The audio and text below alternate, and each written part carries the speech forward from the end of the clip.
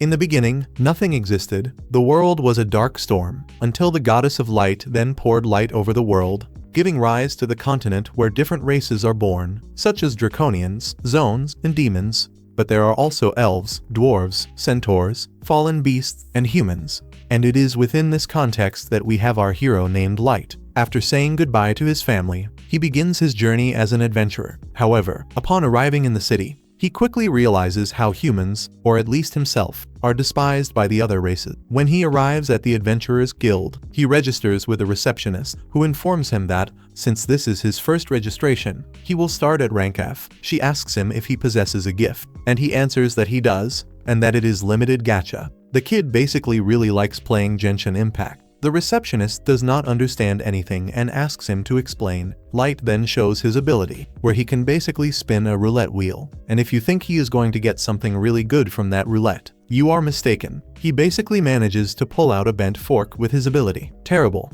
At least for now, right? He then continues trying to pull something worthwhile, but all of his gacha pulls go wrong. He pulls out a rotten apple and several other useless things, and the woman just looks at him with a face full of contempt. Unfortunately, for our dear Light, he will have to remain at rank F. She warns him that this is better for him at this moment, and Light asks if there is any task that he can carry out. She points to a notice board, although when he looks at it, he seems a bit nervous. She asks if he has trouble reading, and he confirms that he does, and the receptionist already expected that, since literacy among humans has a low rate. She then recommends small jobs for him, such as gathering firewood or other similar tasks, but naturally the payment for these activities is quite low. Even so, Light is already happy and gladly accepts, although after a long time of hard work, he does not manage to earn much money. At least it is enough for him to have a place to sleep. The detail is that while he is walking, he passes through some dark streets, and then some wolf individuals harass him, bumping into him and accusing him of dirtying their clothes. Then, to compensate, they say that he will have to hand over all of his money. The kid did not have much to begin with and tries to resist, but is beaten soon after. They then leave with his money, while he remains there thrown into the mud, all beaten up. Poor thing. He is despised by the other races, with the exception of a woman who appears there and touches his hand. He panics since he thought he had dirtied her. But she hugs him and says that she will not do him any harm, since she is part of a group that has various races. They say that they will not harm him. The other members of the group tell him that they represent the 9 races created by the goddess, and that is why they formed this group. Then the elf introduces herself as Sasha. The werewolf introduces himself as Garu. The draconian is the one with the most creative name. His name is Drago. There is also an Oni named Oboro and the demon king named Diablo. Very creative indeed. The dark elf is named Sione. The dwarf is named Nanao, because that guy's name is really good. It made me laugh quite a lot. And of course, lastly, there is the centaur, who is named Centaur. And right after they introduce themselves, they say that their group is missing only a human to become complete. They wish to put an end to racial discrimination and create a better world for everyone, and they need someone like him to join their group. Light obviously accepts with pleasure, but he should have known that when charity is too generous, suspicion is necessary. Well then, shortly after, in a scene change, we now see them in a dungeon, where Light is protected by his group. He feels quite useless. However, Sasha asks him not to get frustrated. After all, they are inside the largest and most dangerous dungeon in the world. The rest of the group begins to tease them, saying that they look quite adorable together. Sasha becomes embarrassed and blushes, and states that they cannot allow the group to be harmed if they lose their human member. They then agree and comment that Light should not worry, that they will protect him. They say that he can make the tea and that it is already more than enough. They then continue on their way, going deeper into the dungeon until they reach a certain place. Garu then comments that this is the appropriate location, and all of them change their attitude, while Light is thinking that it is time for coffee. He goes there, separates everyone's cups so that everyone will be fine, and when he goes to call the group, Garu simply reveals that he has now been expelled from the group, barely joined and already gone. They all then show their true faces, making Light realize that they could no longer tolerate him in their group. Humans are despicable and useless in this world, and he, astonished, asks why they were acting with such kindness before, and now are acting as if he were a piece of trash. His group reveals that they were only pretending, because the upper echelons were concerned about his supposedly invincible gacha ability. But there is nothing invincible about this at all, so they were ordered to keep an eye on him,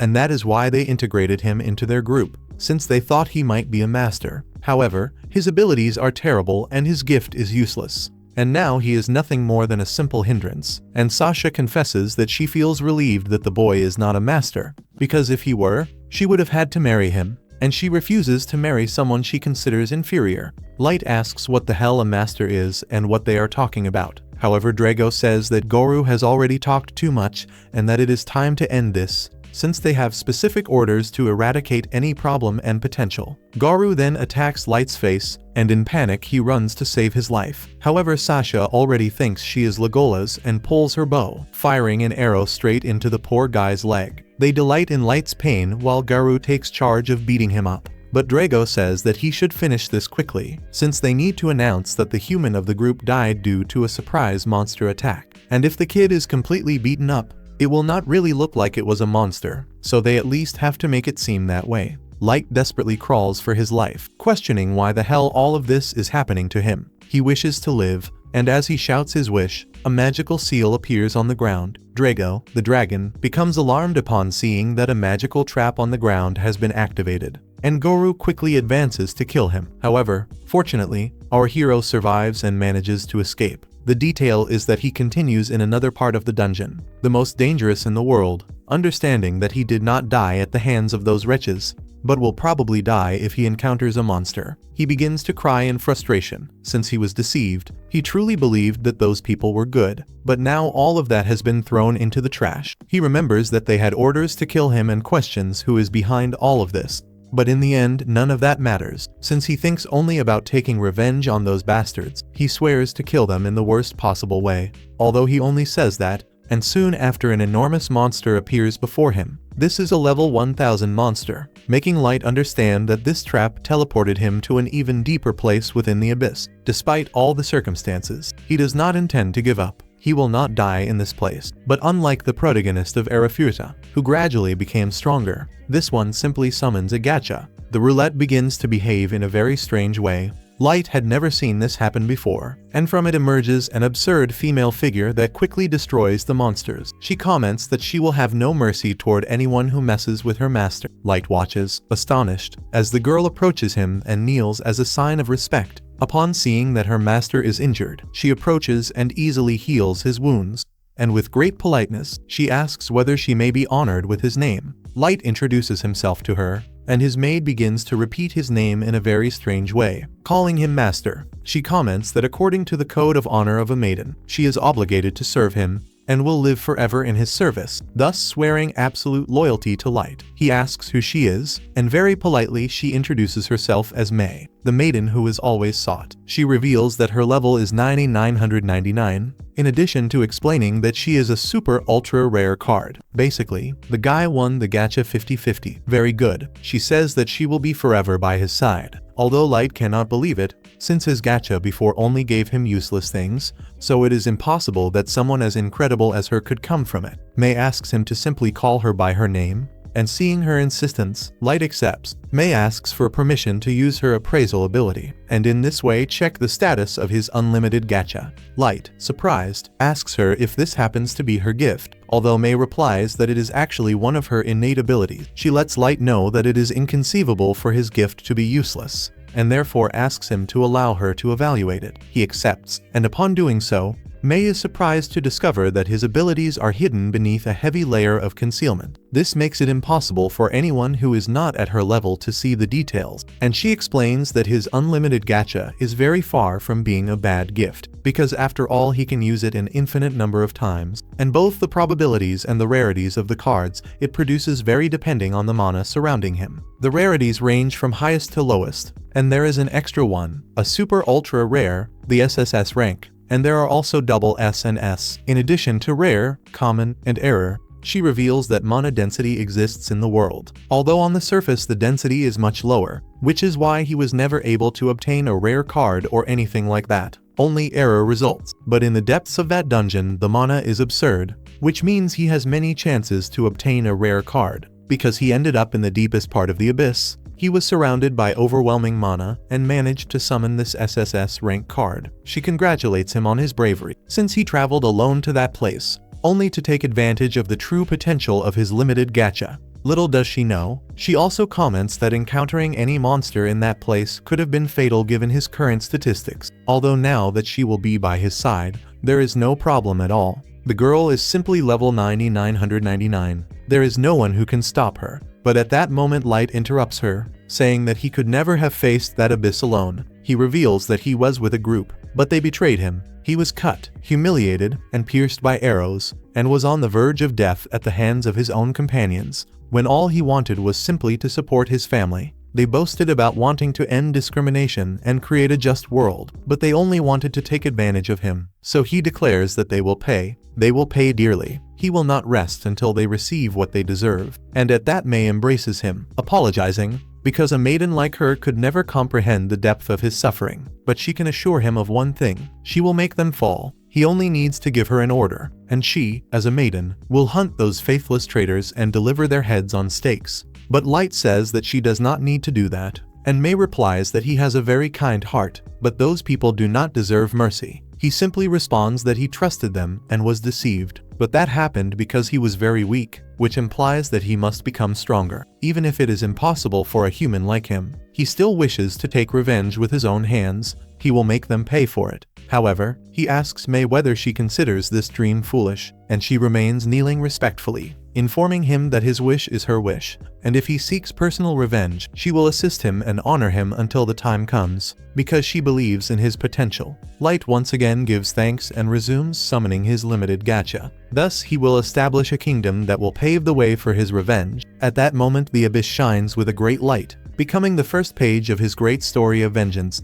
In the blink of an eye, 3 years pass. Now we see how our hero has grown and built an entire kingdom in the depths of the abyss. This is a highly advanced society, and he is idolized. Although May is not very pleased with how excessive the fairies can be with her master. As he walks through the citadel, everyone greets him very warmly, and also informs him that they are experiencing some problems with resources. Upon learning this, May states that she will act quickly to replenish the supplies. 3 years have passed and many more people have arrived to live there. Light thinks that they should reevaluate the way they manage things, and he asks May what the other 4 are doing. She informs him that they are working hard. Then we see who is exploring and mapping the area around the abyss. Soon after, we see Ellie, who is working to develop new magic and advance her objectives. Meanwhile, Mizuna is searching the interior of the castle, since she is an expert in close combat and is also very charismatic, although May does not consider it a good idea to leave her in the castle. Later, the group meets Jack,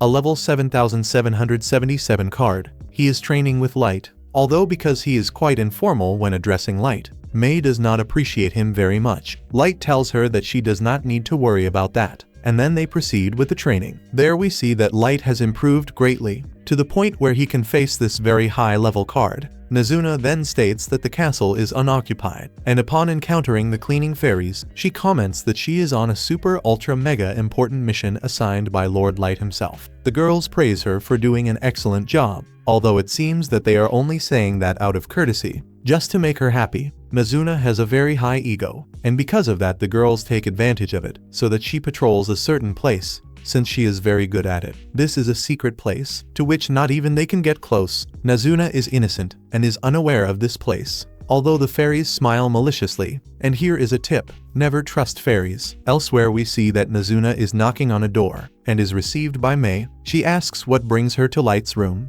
and she answers that she is patrolling, and asks what she is doing in the room of the Great Lord. Since he himself is now training with Jack, May informs her that she is doing cleaning, although while she speaks, Mizuna enters the room, and comments that it looks more like she is rolling on the Lord's bed, to try to distract her. She mentions that it is a secret technique to arrange the bed. Mizuna becomes interested, but May replies that she cannot reveal anything, since it is a secret. Mizuna responds that she expected nothing less from the first summoned by the Great Lord, making May feel relieved, since Mizuna is not very smart. Let us say it that way. However, she remembers that she has a task. She takes out a letter, and warns that the fairies do not like the idea that she monopolizes the room of the Great Lord Light, since they also have the right to clean his room, and they demand a vote to end this monopoly of the head maids. Mizuna reads that they are cursing her 3 times, although she does not understand it very well, and because of that she asks if perhaps they are doing this to gain resistance. although May replies that she should not worry about this,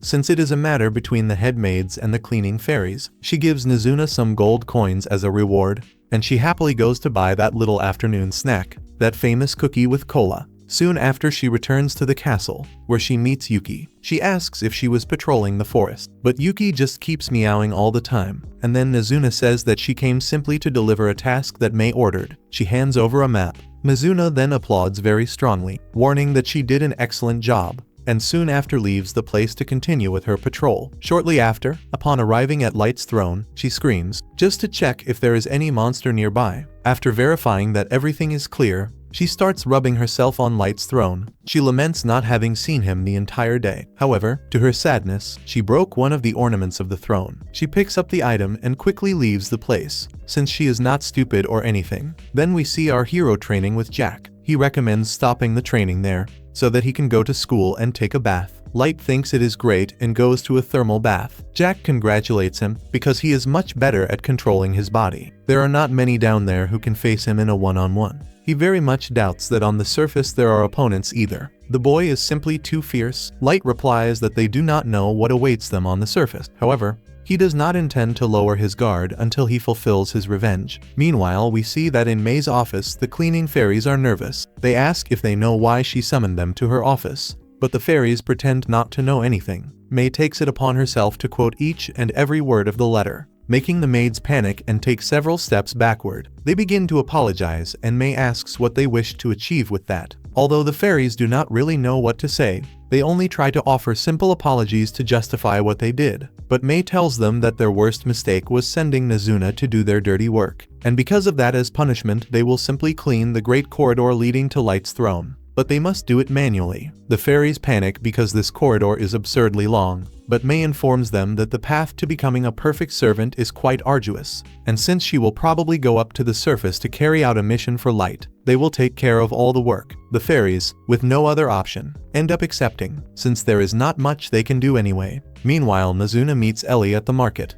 and she asks if perhaps she is looking for sweets. Nezuna replies that she is admiring that gauntlet, and then asks what she is doing in the city, when she was supposed to be investigating or developing something. Ellie lets her know that if she returned it is because all her plans are going perfectly. She asks if perhaps she is an idiot, and Nezuna starts arguing with her, letting her know that she is not stupid at all, but if you ask her how much is 2 plus 2, she will answer 2. The girls then quickly start arguing, while the citizens upon seeing them think that they are quite childish. Ellie, without wasting time, starts bragging about the times she had tea with the great Lord Benedict, and she is certain that on a next opportunity they will dine together, alone in his room, and then spend the night all together. Nezuna feels frustrated because she also wanted to have a little coffee with Light, and after throwing her little tantrum, Ellie asks Nezuna if that is really all that she wants. She replies that yes, and Ellie says that she is quite an idiot if she only wants that with her lord. However, at the end of this discussion, Nezuna informs that she is good only with magic,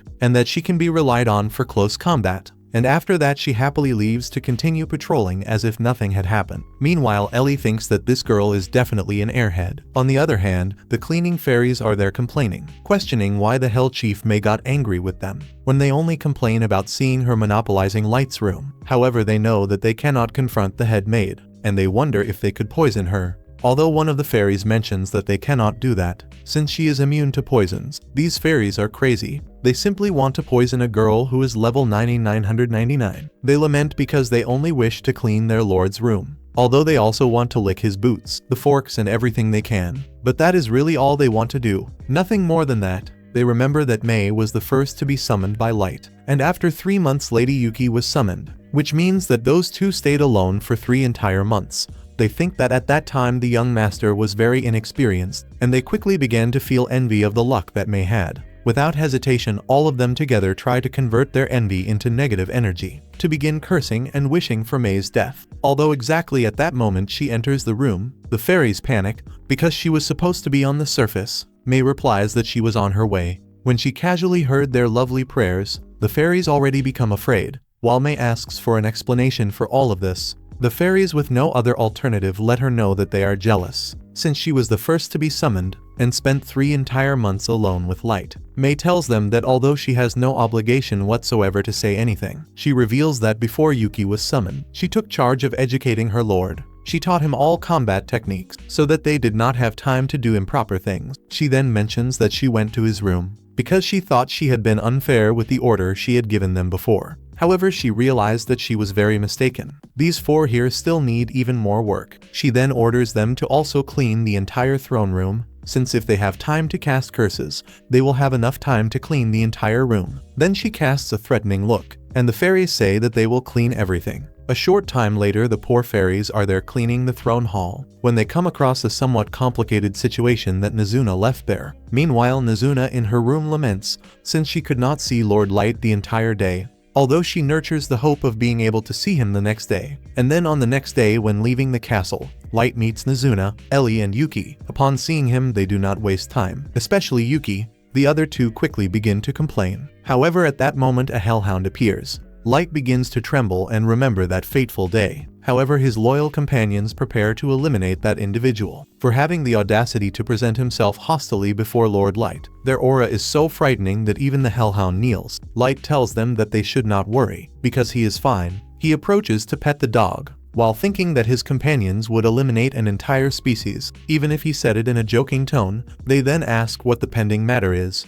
and Light informs that he received a message from May, and now this is the moment to prepare, because one of the prey bit the bait. He counts on them to take care of the first step and begin his revenge, since he has been preparing for this for 3 years. On the other side, we see Garu, who is in a city where he is cheered by everyone. That shameless dog. While walking, he meets a human, and as usual takes advantage of the situation to humiliate him. Later, he meets in a restaurant, and his sycophants do not stop praising him, praising his abilities and great perception. This guy has remarkable confidence, and mentions that thanks to his sense of smell, he accepted only the best jobs, which led him to success. One of his followers asks him if in those jobs was also included the one he carried out 3 years ago, that one about the union of the tribes, asking what kind of job that was. At that moment, he orders the other companions to be silent, because that was a secret operation that only the great Garu could carry out. He apologizes to them, but he is forced to keep this secret, while thinking that in truth this was the easiest job of his life. He then recalls a moment when he humiliated poor Light, and thanks to that job he is now rich and famous. But he was always bothered by the fact that they were never able to find him after that teleport. But he would like to know a little more about that so-called master whom everyone was desperately looking for. However, he feels his skin crawl, understanding that investigating a bit further could be very dangerous, although at that instant May appears in the restaurant and apologizes for the interruption. In a scene change, we see how in the dungeon she pretends to be weak, while being escorted by Garu's group. He recalls how in the restaurant she introduced herself as a loyal servant of Light, and told that the young Light belongs to a noble lineage. She was desperately searching for him, and Garu did not believe any of her words, since Light did not seem to be any kind of noble. May informs that she cannot speak many details, and therefore asks him not to ask so many questions. Garu thinks that all of this can only be a lie, although the girl says that it is true. He could amass a fortune if Light really belongs to the nobility, and asks what she seeks from him. She asks him to please accompany her, to see with his own eyes the place where Master Light was last seen, since supposedly he is dead. Garu informs that this is far too dangerous, although May replies that she is willing to pay the price, showing him a briefcase with 3 gold bars. Garu wonders if Light's family really was noble, since a servant like this is paying such an amount just to escort him. He feels that it could be a trap, although by belittling humans, he believes that a simple human poses no threat. May replies that the money does not matter, since supposedly Light was a great friend of her group, and so she needs to recover his body. He ends up accepting the deal, and she cries emotionally, while Garu can only think that once she leads him to that place, he will enjoy her body right over Light's grave. Later, they arrive at the place where Light was ambushed. Garu makes up all kinds of lies, and May kneels and shows that she is about to cry, lamenting everything that happened to her master. Garu is already about to block the exits, although May mentions everything they did to Light at that place, and Garu immediately goes on alert, wondering how that woman knows all of this. Only a few know what really happened, and so he asks who the hell she works for. May stands up and reveals that her loyalty belongs solely to Master Light. After fixing her gaze full of hostility on Garu and his group, they simply panic, wondering why the hell they feel fear of that woman. May watches him with a threatening look, making Garu understand that he is dead. However, Light arrives there out of nowhere and asks May to calm down, because Garu is his prey. Garu's group wonders how a detestable human managed to reach the heart of the abyss. Light reveals his face, while Garu, unable to believe it, asks how he did it, how he can still be alive. And Light, smiling, lets him know that he is there to collect his revenge with 3 years of interest. Garou starts laughing, asking if perhaps a simple level 15 human child returned to take revenge on him. A foolish man of level 150. He comments that he has no idea how he managed to survive, but he made a mistake and showed his face before him, and this will be the greatest mistake of his life, since once he has seen him, he will kill him, take his body, and be crowned king of the beasts. Although Light feels disappointed, questioning whether he is not curious to know how he is still alive and what his relationship with Mei is, Garou replies that he is right, since he cannot measure the strength of his strange servant. But that does not matter, since both are humans and cannot do anything against his entire group, who are above level 130. Moreover, he cares very little about how he managed to survive, since he certainly did so thanks to that woman who found him. Light replies that he is not entirely wrong, although Garou does not even waste time and orders them to finish him. But in an instant, Mei simply decapitates 2 members. Light thanks her for intervening, although he asks her to go block the exit. Garou's group cannot believe how that servant defeated their companions so easily, but Garou asks them to remain calm, since it was a surprise attack, because inferior beings like humans could never surpass them. Light replies that he is quite disappointed, since Garou has not changed at all. He asks whether it ever crossed his mind that the truly weak ones are the other races. Garou instructs him not to speak nonsense, because human mana reserves are minimal, demonstrating that his level is 158, and Light comments that the levels reached by each race vary enormously, and due to this difference, discrimination against humans originated. Garou shouts at him, saying that this exact reason is why humans are despicable. Although Light asks him to explain why 2 of his men are already on the ground, Garou replies that it is probably because he used some magical item, and quickly everyone rushes toward him. However, Light defeats everyone with great ease, then approaches Garou to ask if he is already tired. Garou is blinded by rage when he sees how Light looks down on him. He steps back and warns that Light will pay for acting superior, since to him he is nothing more than useless. And without wasting time, he summons his magical beast Fenrir. He is very confident and tells him to prepare to suffer, since his secret weapon is a level 500 Fenrir. Light merely sighs, mentioning that it is pathetically weak, and Garou assumes that he has gone insane from fear. He orders him to crawl like trash and beg for forgiveness on all 4s. However, at that moment, Light drops his weapon, stating that he will not move from that spot, and therefore Garou can do whatever he wants. Garou takes advantage of the moment and orders his beast to attack with a howl. He comments that all the concentrated mana of his beast will pulverize him with that attack, although he quickly realizes that Light did not even move. He simply brushed off the dust, mentioning that the attack merely stirred the air. Everyone present is left perplexed while Light tells them that now it is his turn. He comments that calling Fenrir, that poor dog, gives a very misleading impression, and therefore asks him to let him show what a true Fenrir is, releasing the true primordial wolf god. The true Fenrir, a level 9000 card. With just a single breath, it dispels Garou's summoning, and he and his group are astonished at the immense power of that creature. However, Light says that he also could have gotten rid of that pup, and when he reveals his level, Garou and his group become apprehensive, wondering whether humans could not even reach level 100. Unable to believe it, Garou comments that he must be an imposter, since he looks exactly the same as 3 years ago. But Light reveals that he is wearing the bracelet of youth, which prevents him from aging. He did this to remember all the pain, anger, and despair they made him go through back then. Garou understands that he can do nothing to defeat that monster, and without wasting time, he begins to beg for his life, revealing that he was merely following the Federation's orders, blaming the rest of the members for the attack that day. He is shouting that it is all a lie. Although Light approaches and asks for information about that so-called master, and why, despite knowing that he was not a master, they still tried to eliminate him anyway. Garou replies that he truly has no information, and he does not know the reason they tried to eliminate him regardless. Light then turns to Garou's group, asking whether they really know anything or not. Everyone replies that they do not know, although Mei quickly turns them into sushi, since they dared to deceive her master Light. Garou freezes in absolute terror, as he watched all of his companions being killed right before his eyes, while Light asks him one final question: if they declared war on the surface with all the power they had shown, would they be able to defeat everyone there? He tells the wolf not to lie, since Mei has the eye of truth that is capable of seeing everything. Garou trembles in fear, and says that with all the power Light has demonstrated, the battle would already begin in his favor. But despite his level being absurd, he is still only one person. While the nations of the world have spent years stockpiling weapons, armor, and all kinds of special items,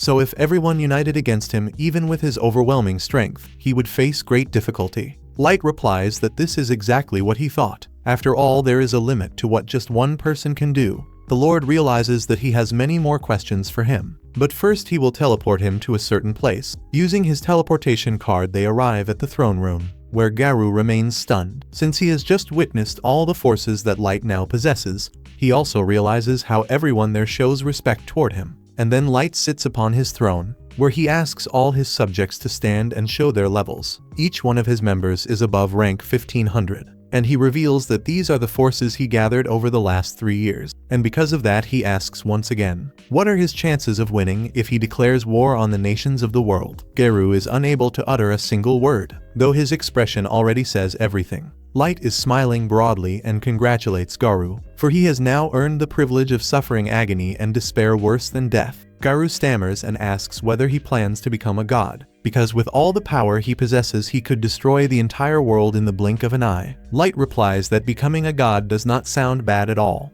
although whether he will be a benevolent god or a demon lord depends on the response the surface gives him. And then the moment finally arrives to begin his journey from the abyss to the surface, from the heart of darkness to the light. Sometime later we finally see Light and his people reaching the surface, where he becomes deeply emotional at the thought of finally seeing his family again. However, upon arriving in the city he realizes the terrible reality. The city where his family lived is completely in ruins. 6 months have already passed since then, and the only thing that comforts Light is that he did not find the bodies of his sister or his brother, which fills him with hope. And Gold, who is a level 5000 card, recommends that he continue on his way, since sleeping out in the open is not very good. However, his companion Nimumu scolds him for not addressing him with proper respect. Gold replies that this is not necessary, because the only one who truly matters is Lord Lloyd, and as long as he is well, everything is fine. Sleeping out in the open is not comfortable, so Nimumu understands that Gold may be right, while Light tells them not to worry, since now they know that with their current strength they could simply conquer the world. However, he does not wish to start an attack so suddenly, and it is truly much better to first understand his enemy rather than attack with everything. The attack on his village is probably related to the fact that he is a master, which leads him to question what a potential master could have done to make those nations cause something like that. Light grows furious, for if the truth of this world is based on malice, then he will engulf the entire world in the flames of hell. Gold advises Light to restrain his thirst for vengeance while he is in the city. Otherwise, innocent people could suffer. Light understands, and so he uses a mask to conceal his identity and go unnoticed. He continues on his journey, determined to find his family, and while they are flying, Nimumu calls him by name and asks what they will do in Dagas. However, Gold immediately reprimands her, because on the surface she cannot call her master Light. She must remember that on the surface she should call him Darth, otherwise people might notice him. Light explains that the first step is to gather information, and in order to do that they will have to raise their rank in the guild. Since the higher the rank, the greater the amount of information they will be able to obtain. When they spot the city in the distance, they decide to proceed on foot to avoid drawing attention. Along the way they come across a carriage being attacked by some bandits. The classic situation. Light then orders his companions to capture them quickly.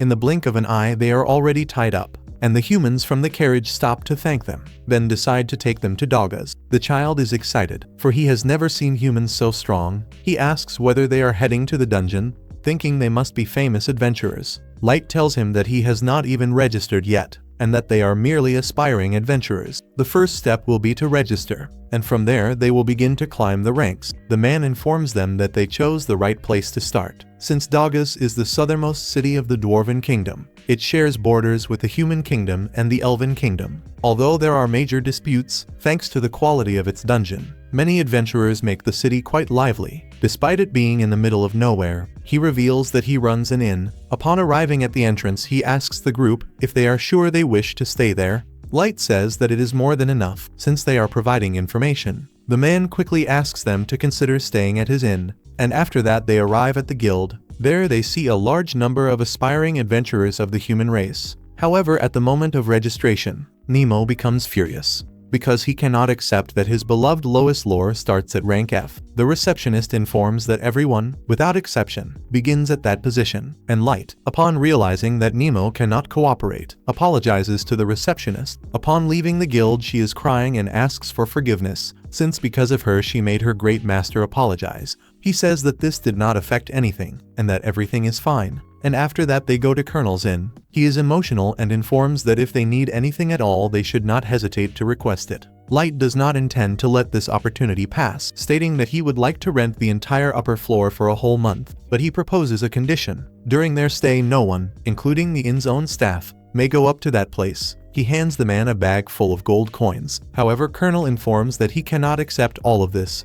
Not after Light saved his life, but Light keeps insisting until the man accepts. Soon after they settle on the second floor, where Light uses silence, magic nullification, and detection, so that no one can spy on them, and they can relax peacefully. Anemo comments that she understands that he wants to go up to the surface and pass himself off as an adventurer. However, no matter how strong he is, there is always the possibility that something may happen. That is why she proposes that he issue his orders from the abyss. But Light, crazy as he is, already asks if by any chance she is trying to deny his revenge. Anemo, desperate, thinking that she is going to die, immediately begs for forgiveness, while Light, with his blood power, makes the entire place tremble. Gold starts laughing, commenting that a man must, at times, do things on his own, even if it is dangerous. Light, realizing that he went a bit too far with poor Anemo, apologizes to her, although she insists that she was the one who made a mistake and apologizes to him, asking him to allow her to renew her oath of loyalty. Light accepts,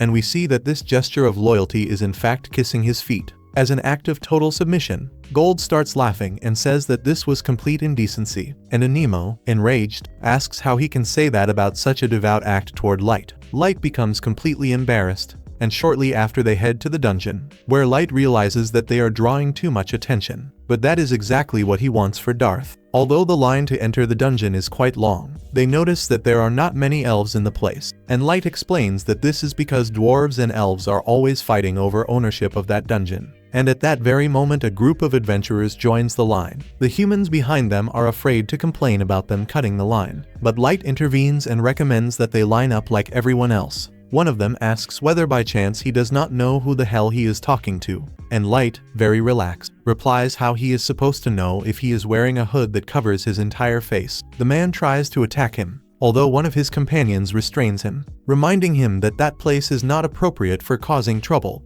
and that it is also not the place to reveal that weapon. And then with no more options they go to the back of the line. They got screwed, but they warn Light that they will make him pay. And as they leave, the other adventurers, at least the humans, celebrate because he got what he deserved. Gold already warns his master that he is already a celebrity, while the small adventurers from before thank him for intervening, informing him that they did not want to cause problems and therefore remained silent, and ask for forgiveness for that. Although Light tells them not to worry, the only thing they did was defend themselves, since those people were bothering everyone. The boys thank him, and one of them asks Gold whether by chance the armor he wears is made of real gold. His friends scold him for asking such a thing, but Gold says that everyone wants to know. They are not the only ones. He was about to reveal that it was indeed made entirely of gold. Although Nemo intervened, she warned that it was only painted, because one cannot make a durable armor with a mineral as soft as gold. The little boy was about to ask something else, but his companion covers his mouth and apologizes to the group.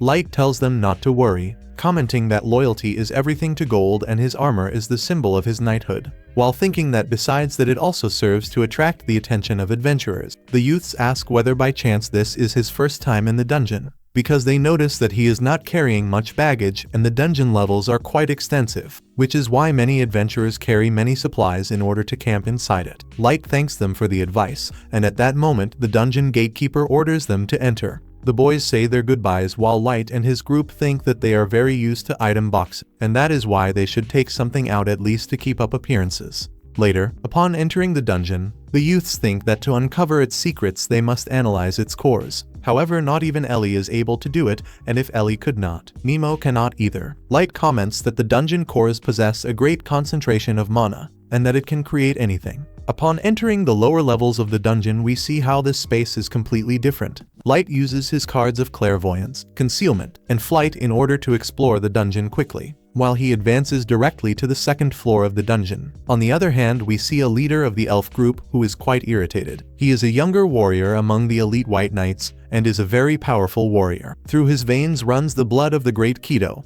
and he cannot accept that a despicable human with less value than an insect treats him in that way. However, his companion named Janak recommends that he calm down and continue the search for the trolls on the 3rd floor. Although Kido orders him to shut up, he is very frustrated because his level cap is 1500, and he does not allow anyone to belittle him. Apparently, he is quite desperate to level up and orders Janak to assist him with that. Smiling, he replies that he should not worry. After all, they are partners, and he will not hesitate to share the results of his research with him. But Kido thinks that when things start going well, he will simply get rid of that dark elf. Scummy. It is then that we see that they manage to defeat the trolls and prepare to collect the gems to return to the surface and prove that they reach the 3rd floor. And quickly they will achieve their promotion. And on the way back they notice that the previous group is being surrounded. They remain watching and realize that they managed to perform excellent teamwork. Although suddenly the youths appear before them and Light recommends that they be more careful, killing the one that killed a serpent that was hidden. Although its venom is not lethal, it would have left them paralyzed. The youths thank him for the advice.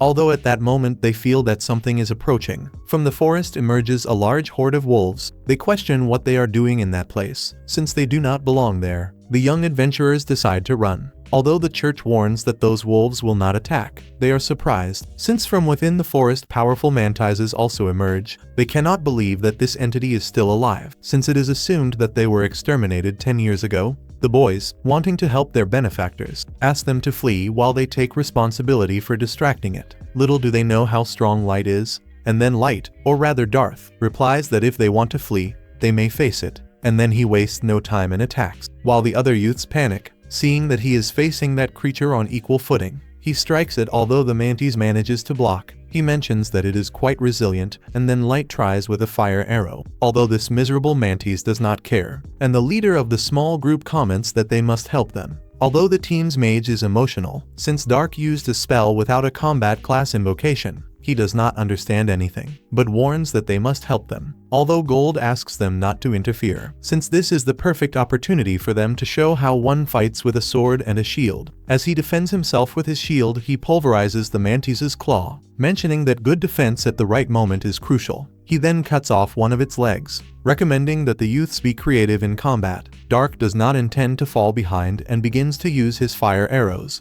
controlling the movements of the mantis. The young woman is stunned because he is controlling 30 arrows at the same time. Dark feels that it is time to put an end to its suffering. However, the mantis runs for its life. Dark then blocks the path with a wall of fire, and the young woman is impressed by his power. Although the desperate mantis begins to fly, but Nemo with a single leap finishes it. Gold complains, and she asks why he is complaining. He reveals that it is because she destroyed the creature completely, and now they cannot sell anything. Nemo panics and asks Dark, or Light, for forgiveness.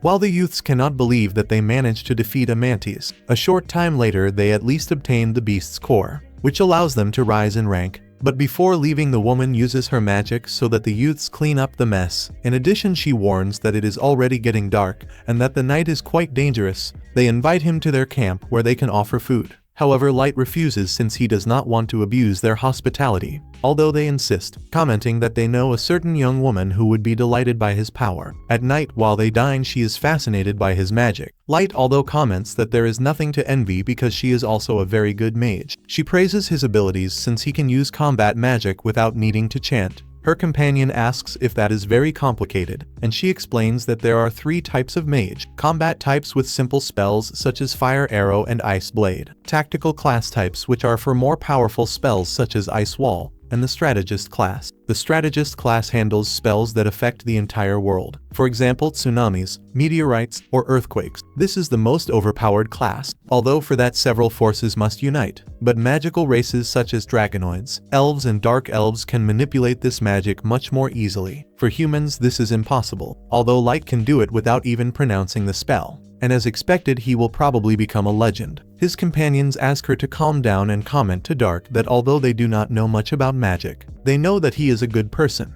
They say that they are very grateful to him. He then recalls his sister and tells her that she must not forget her recommendation for the beginner magic school, because he is sure that one day she will also cast tactical class spells. Light asks if by any chance they are referring to Nai, where the agreements between the races were signed. The youths reply that yes, and they say that unfortunately his sister could not enroll before, because their parents passed away due to an epidemic. and to survive, both he and his sister formed this guild. They call their childhood friends, named Jinra and Werf. His goal as the older brother is to send his sister to the magic school. Although his companions correct him and say that this is a goal for all of them, he observes and recalls his younger sister. He then says that he is sure they will achieve their goal, because Mila has quite a talent. She runs and thanks him, and one of the youths, always indiscreet, asks why they became adventurers. He informs that their parents passed away in a fire, while Nemo and Gold say that they are seeking a position that alleviates their master's burn, since they owe much to his parents, and thus they are traveling by his side. The group becomes a little uncomfortable, since the guy simply asked a very inappropriate question. Then they ask Nemo if by any chance she is Gold's partner. She makes it very clear that she would never get involved with that creature, and he himself comments that he prefers more mature women. And meanwhile, the wretched Kido becomes annoyed, because his great sword does not like hunting second-class monsters, although his companion asks him to calm down, since atmospheres are necessary to break level limits between races. Now it is time to move on to the next hunt. The humans. Kido becomes excited, since he was eager for this. He is desperate to hunt Light. A few days later at the guild, the receptionist is amazed with Light's group, or Dark's group. Well, I will call him Light anyway. Hey, always bring wonderful things. And Nemo comments that she had already said that they were at S rank. Light asks the receptionist to deliver the tally, and the very kind receptionist asks them to go have lunch, because they prepared a gourmet lunch for them. And meanwhile, she will take care of doing the count. A short time later, while they were walking through the streets, the youths encounter a group of adventurers. They ask if by any chance they are from the Black Jester clan. They ask about that name, and they inform that everyone calls them that. Nemo immediately goes on guard, and the two ask them to calm down, introducing themselves as Sullivan and Gilbeth. They ask if it is really true that they defeated. Praise be to God. Although Gilbeth comments that this cannot be true. However, Nemo threatens with her dagger, questioning if by any chance they are implying that they are lying. Gold asks what they want, and Sullivan informs that they only wanted to encourage them, so that they can show the entire world that humans are worth it, or even more than the other races. After that, it is time to enter the dungeon, so they bid them farewell. Upon doing so, Light notices how the races mock the humans, mentioning that they are delusional. Although the young men simply ignore them and continue on their way. They then head to level 5, but on the way they meet the small group from before. They stop to greet them, and at that moment the young man comments to Light that his little sister has something for him. Milia hands him a small shell, commenting that this contains a burn remedy that she inherited from her late grandmother. Although it does not erase scars, she hopes it can relieve him. He thanks her and accepts it gladly, and as thanks he offers a bracelet. The little girl accepts it with pleasure, and soon after that they continue on their way. Nemo asks Light if he will not regret giving his SS rank bracelet to a girl. Light replies that he thought it was perfect for her, while Gold comments to Nemo that gifting a lady with a bracelet grants a miraculous wish, and is quite courteous and elegant. Later they finally reach the 5th level, where Light asks the youths to take care of hunting the Yetis. He then uses his teleport to return to his kingdom, and upon finding himself in his office, Milia hands him his coffee. While she asks how his revenge project is going, he informs her that everything is going perfectly well and will soon be ready. He thanks her for her effort and asks that the others proceed with their tasks in the same way they have been doing. Although when Nizona asks what she should do, he thinks that she is not suited for complicated tasks, and therefore asks her to simply protect that place while he is absent. She, a bit slow, immediately accepts the task, while Light is eager to carry out his revenge and see Sasha's face.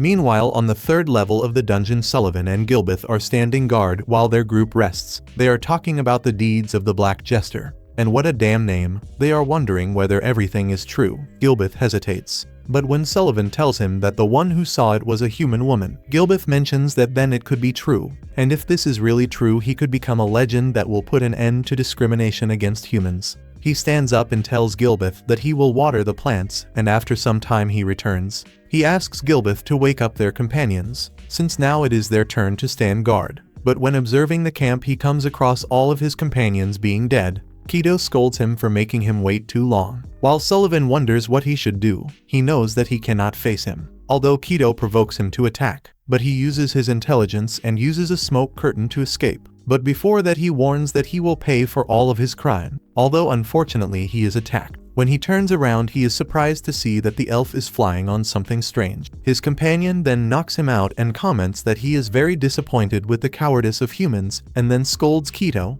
since they needed the humans alive, and he left only one. He replies that one is more than enough for his experiments, although the young man corrects him, since his experiments never work the first time, so they will need more individuals for testing. He thinks about making good use of the bodies he left at the camp and showing the world what he truly considers garbage. And the next day at the guild, Nemo is found arguing with the receptionist, since she is demanding that her master be promoted. He is someone capable and deserves to have an S classification, but the receptionist informs that although she knows that he is very strong, unfortunately the regulations do not allow it. They already made an exception by promoting him from F to T, and now they must carry out a very heroic action in order to promote him once again. Light asks for some information, and at night they meet at the inn. They say that they will need to carry out a hunt for adventure assassins, a perfect mission to perform this heroic feat. The detail is that they do not have much information about their target, and Gold asks why they do not give the map that helps in the search. Light then replies that these maps appear randomly,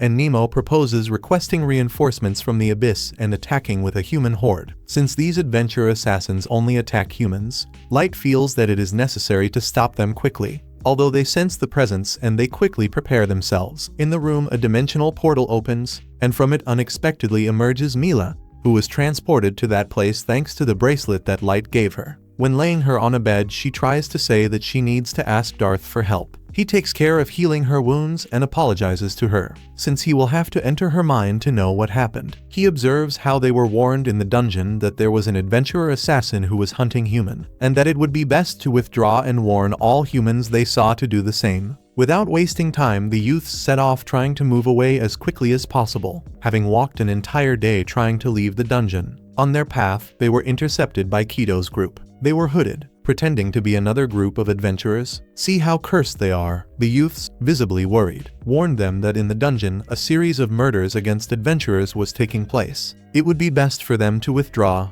and Keto understands why. They thank the youngsters for the warning. However, the bastard already comments that they should have been more discreet, because they would never have imagined that the news would spread so quickly. The guild proved to be more efficient than they thought. Helio does not understand anything they are talking about and asks what they are saying. Janak replies that humans are complete idiots, and Keto reveals himself as the adventure assassin. They panic and ask Mila to move away from that place while they take care of stopping them. But Keto does not intend to allow that and attacks Helio, cutting his abdomen, taking his life right there. The other two rush to attack, but end up badly injured. Mila, in panic, is unable to move, although at that moment the boy rises again and orders her to flee from that place. The other also gets up and attacks again. However, Keto puts an end to their lives, while Janak scolds him because he had said he needed them alive, but he replies that he will crush all creatures that resist. Besides, he should not worry since there is still one left. Jonok says that although the situation is delicate, she will turn out to be a good test, but he needs more specimens, and Keto tells her to stop crying and approaches Mila, warning her that before leaving her incapacitated he will have some fun with her. He is a damn bastard. Janak does not care at all, and therefore it is better for him to hurry, but he reminds him that he must not kill her. Mila, in panic, asks him not to approach, although Keto replies that she should feel honored to use her body to please him. This guy is simply trash, and I cannot wait for our dear Light to kill him. She is in panic, and although suddenly Elio gets up and asks his sister to flee from that terrible place, the guy is simply too fierce. Janak, upon seeing him, warns Keto that he must not kill him, since that young boy has shown himself to be quite resilient and will be useful for their experiments. Poor thing. Mila in turn looks at Elio, and understanding that there is no salvation, she decides to flee. While he asks her to live for them, Janak orders him to pursue her, and when he tries to do so, Elio stands in his way, while recalling Gold's teachings: a shield to defend and a sword to attack, and the most important thing is to be creative in combat. Keto, upon seeing him, thinks that the boy has gone mad,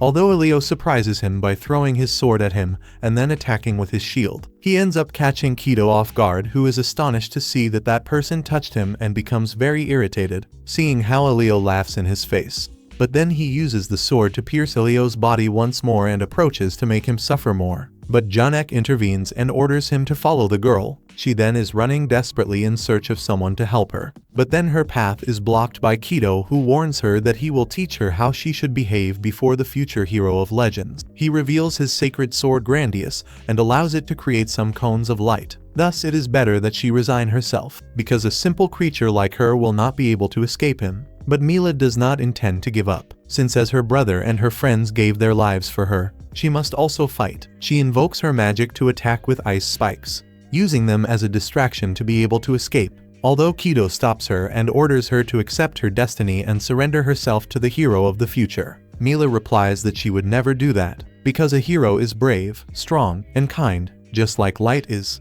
while he only likes to mock and mistreat the weak. This makes Kido remember how the other elves mocked him, because he was only strong and took great advantage of the weak, being a simple disgrace. In the end he was expelled from the Order of the White Knights and Mila shouts at him that he is just a loser. He, enraged, orders her to shut up and says that he will send her straight to death right there. But Mila says that she cannot die in that place, because she still needs to warn the rest of the adventurers. And at that moment the bracelet teleported her next to Light. The boy is boiling with rage and already orders his friends to move out. Meanwhile, in the dungeon, Kido meets Janak. In search of the girl, Janak is furious and asks how the hell a former White Knight let the girl escape. He replies that she simply disappeared out of nowhere, and he asks whether by chance he knew if that girl had some teleportation artifact. Janak replies that humans do not possess that kind of artifact, but if that were the case, then they would be in serious trouble, since if the guild finds out, they will report everything to the Elven Kingdom. And if they also find out that he stole Grandiose, the Order of Knights will arrive very quickly along with the captain of the order, who is above level 3000, while the others are at level 2000. And to make matters worse, they all carry weapons of the same level as Grandiose. Kido immediately panics, although Janak tries to calm him down, since if his investigation is successful, he will be able to break his limits. Thus the Order of the White Knights will not represent a threat. But then at that moment our tough guy appears and warns that it is too late for them to run away. Upon seeing what happened, he laments their deaths, while Gold warns him that Helio is still alive, thanks to someone who provided him with first aid. Light then heals his wounds, while asking the elves why the hell they did that, when they did nothing. Despite the discrimination observed in the world, those young people were pure and brave. They only wished for Mila to fulfill her dream, so perhaps under other circumstances, maybe they could have been friends. That is why he does not intend to forgive them. Janak asks them to calm down, since he was the one who took care of providing first aid, and furthermore they have no proof that they were responsible for this attack. But Light reveals that the girl he chased is under his protection, although he warns them that they do not need to worry, because he will not inform the guild. Kido begins to laugh emotionally, since once he finishes them off his problems will be solved. He will become the legendary hero. Light smiling replies that they are just trash and he does not intend to hand them over to the guild, because they are his prey and he will make them suffer so much that they will beg him to kill them. He orders Gold and Nemo not to interfere in the fight. While advancing toward those two, Kido irritated orders him not to look at him that way and declares that he will cause great suffering, and then tear him to pieces. He attacks with all his strength. However, Light blocks each of his attacks easily. Janak watches in shock, unable to believe how a simple human boy can block all of that. Light comments that he fights like a brainless beast and is already bored with the weakness of his opponent. With a single blow he leaves him breathless. While he writhes on the ground, Light asks him to try a little harder, otherwise he will kill him unintentionally. Kido gets up because he cannot allow a simple human, his zombies. He doubles the power of the Grandiose, creating several sword clones and attacks Light with different elemental attacks. Although not even that is able to rival his power. Light dodges with ease while thinking that although the attacks are powerful, they are nothing special. Kido then attacks him from behind, but Light blocks it. Janak cannot believe how a human youth is facing an elf wielding a phantom-class sword, but Kido in turn only complains. Since the boy does not appear to be a mage, he seems more like a warrior. Although Light replies that in fact he is a mage, Gold mentions that elf thinks he knows everything, but in truth he knows nothing. And at that moment Light summons his icy sword. He leaves Kido perplexed upon seeing that he invoked his enchantment and attacks again with the powers of Grandiose, but Light repels all of his attacks with the icy swords. Janak in turn cannot believe how he is blocking everything with absurd precision, far surpassing any elite elven mage. Kido does not give up and continues attacking, but Light uses his icy swords to cover his entire body, as if it were a protective barrier. Kido cannot understand what is happening because none of this makes sense. He is an elf who will become a legendary hero, and also possesses an elven national treasure, and this belonged to a master who was sent by the heavens. Upon hearing the word master, Light becomes interested and asks whether by any chance he knows a master. Kido laughs and mentions that he has master blood running through his veins, which makes him a sub-master. Light becomes curious and Kido starts to boast, saying that he is a superior being. Although Light is only interested in the title of Submaster, he warns Nemo and Gold that the plans have changed. He will take him to the abyss and extract everything from his brain, but the other elf Janak responds that he is a scientist who does not like to fight. But if there is no alternative, he will use his trump card, revealing his chimeras. They are creatures half human, half monster, and he declares that he will reach the peak of his investigation thanks to this. But he says that he needs many humans to stabilize them, so then he will have to take them as test subjects. Once he fulfills his destiny, he will break the limiter of the races, and he feels excited just thinking about it. Although this greatly irritates Light, who just by hearing it asks him to shut up. Meanwhile, he orders Gold and Nemo to free those wretches from their suffering. Here, upon seeing their faces, he recognizes that they were the adventurers from before. He warns them that they cannot kill that individual because he plans to investigate him. And without wasting time, they send the chimeras and rush forward. But Janak is very calm and recommends that they should not trust it, because the chimeras have already been taken out. Then they stand up once again and advance against them. He warns that they will never be able to defeat his chimeras. While in turn Kido attacks Light, he orders him to pay attention, and Nemo and Gold, upon understanding that those poor men have already suffered enough, decide to annihilate them once and for all, granting them a dignified death. He is still very confident, warning that his creatures are invincible, but then he becomes shocked, wondering why the hell they are not getting back up. As he approaches to investigate, the fierce Nemo already kicks that miserable man in the groin, leaving him out of combat. It is then that we see Light asking Kido what he intends to do with that power he boasts about. He recalls how Helio mocked him, and furious at seeing that no human respects him, he releases all of the power of Grandius to pulverize everyone. Light merely observes, and when Kido attacks, he simply dodges. He understands that that magical blade is imbued with several different elements. He notices that it increases its speed along with its size and stretches like a whip. Light admits that Kido seems very good. However, he is nothing more than mere insanity. He indignantly asks how he dares to say such a thing, since apparently according to him Light is just running away from his attacks, since just a single strike from his sword would be enough to kill him. Light then tells him to deliver his attack point blank, and Kido indignantly does so without hesitation, attacking. However, he becomes perplexed when he sees how his sword is incapable of hitting Light. Light simply mocks him, asking if that is really all he can do. He then delivers a sword strike and tells Kido that he had a second chance and asks him to attack once more. He will allow it, but Kido is already very afraid,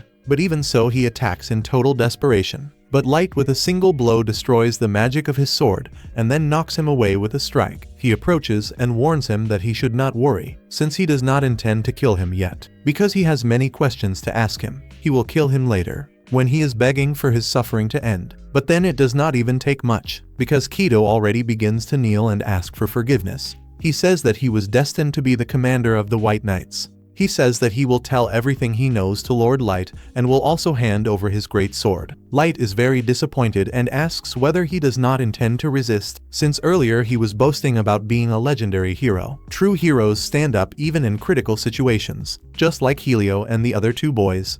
They stood up to protect Mila even when they had no chance. Then Light says that he will give him a second chance and promises that if he manages to wound him, at least a little, he will let him go. Since he is supposed to be the legendary hero, he has to fight until his last breath. But this guy here is a coward, so he runs away, writhing in pain, while Light warns him that Mila was right. He is no hero at all. He is simply a coward. And then Light apologizes to Angina and Ward, telling them that he will bury them in the abyss, since he does not wish to leave them there in that place with so many monsters. Kido and Janak question what will happen to them, but Nemo beats them up for daring to address his lord. While he is very irritated, lamenting not having killed them on that earlier occasion when they met, quickly they teleport to the abyss, where the two elves question where the hell they are. Light reveals that they are at the bottom of the abyss, and they are deeply shocked, wondering what they are doing there. Nemo reveals that that is where they live, and they cannot believe that they live in the worst dungeon in the world. At that moment the other girls gather with them, welcoming them and asking what those creatures are. Light responds that they are criminals who sacrificed many humans,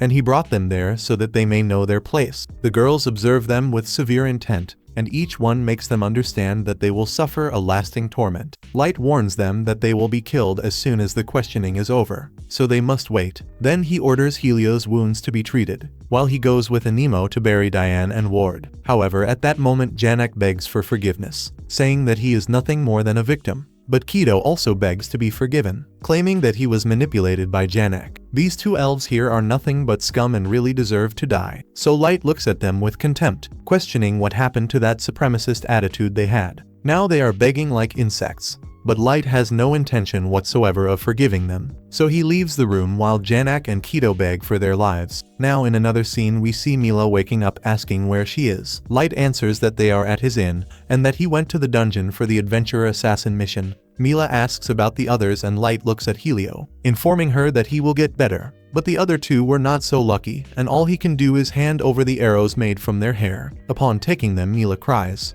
thanking him for everything he did. Light steps away thinking that on his journey of vengeance, sometimes it is necessary to hear voices you did not want to hear. The next day at the guild, the receptionist is surprised, since they were able to provide all the information about the adventurer assassins. Light asks if she is sure that she can promote him, since the mission was to capture the assassin. Although she replies that it is more than enough that an elf and a dark elf were responsible. Moreover, he also saved 2 adventurers, so it is natural that he rises in rank. Light thanks her. Then at night, Mila and Helio reveal that they will leave the city the next day. They thank Light for everything he did for them, and the boys wish him good luck. And Light asks what they are going to do now. Helio replies that they will leave the guild to return to their home. Although Light asks if there is no way for him to create another clan, Mila confesses that the truth is very frightening after everything that happened. And besides, she only became an adventurer to explore the dungeons with her friends.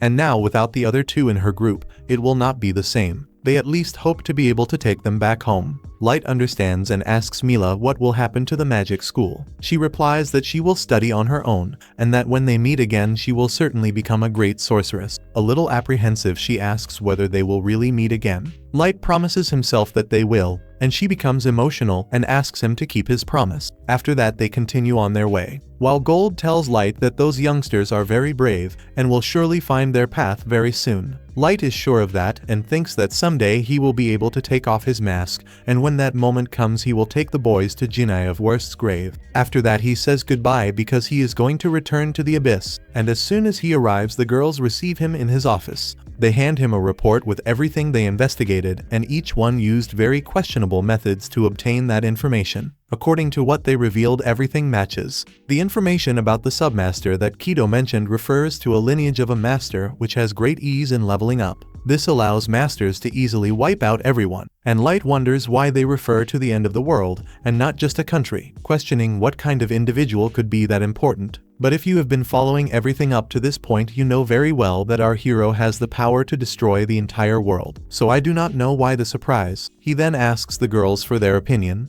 although they respond that this is based only on the memories of Kido and the leader of the White Knights, making it difficult to know exactly what they are referring to, since their memories are somewhat fragmented. However, now the lead is that they should follow the captain of the White Knights. Light asks them where the prisoners are, and when they show him, man, those guys are not in good condition at all. Light understands that they have no more use, so he uses a Banquet of the Dead card to get rid of them, causing agony and suffering to them even in death. After that, Light asks her how things are going, and she informs him that everything is already prepared, and that they are just waiting for the signal to begin the revenge project against the elf Sasha. They must get closer to the White Knights Order, who are the masters, and with that they will learn more about this matter. Coincidentally, the vice captain of the Knights is engaged to the traitor elf Sasha, so they will serve as bait. Light already congratulates them for their excellent work and orders the project to begin. Meanwhile, on the other side in the Elven Kingdom, Sasha is telling her fiancé Mikhail how much fun she had when she was terrorizing that human world of Light. He replies that at times it is their role to raise entire settlements full of humans and fully enjoy their crying. He tells Sasha that she is the only woman who shares the same feelings as him. Both are individuals with complex inclinations who enjoy causing suffering to human beings, and Light in turn mentions that soon they will meet. He can no longer wait to see her face filled with agony and begging for mercy, just as he did with Garu.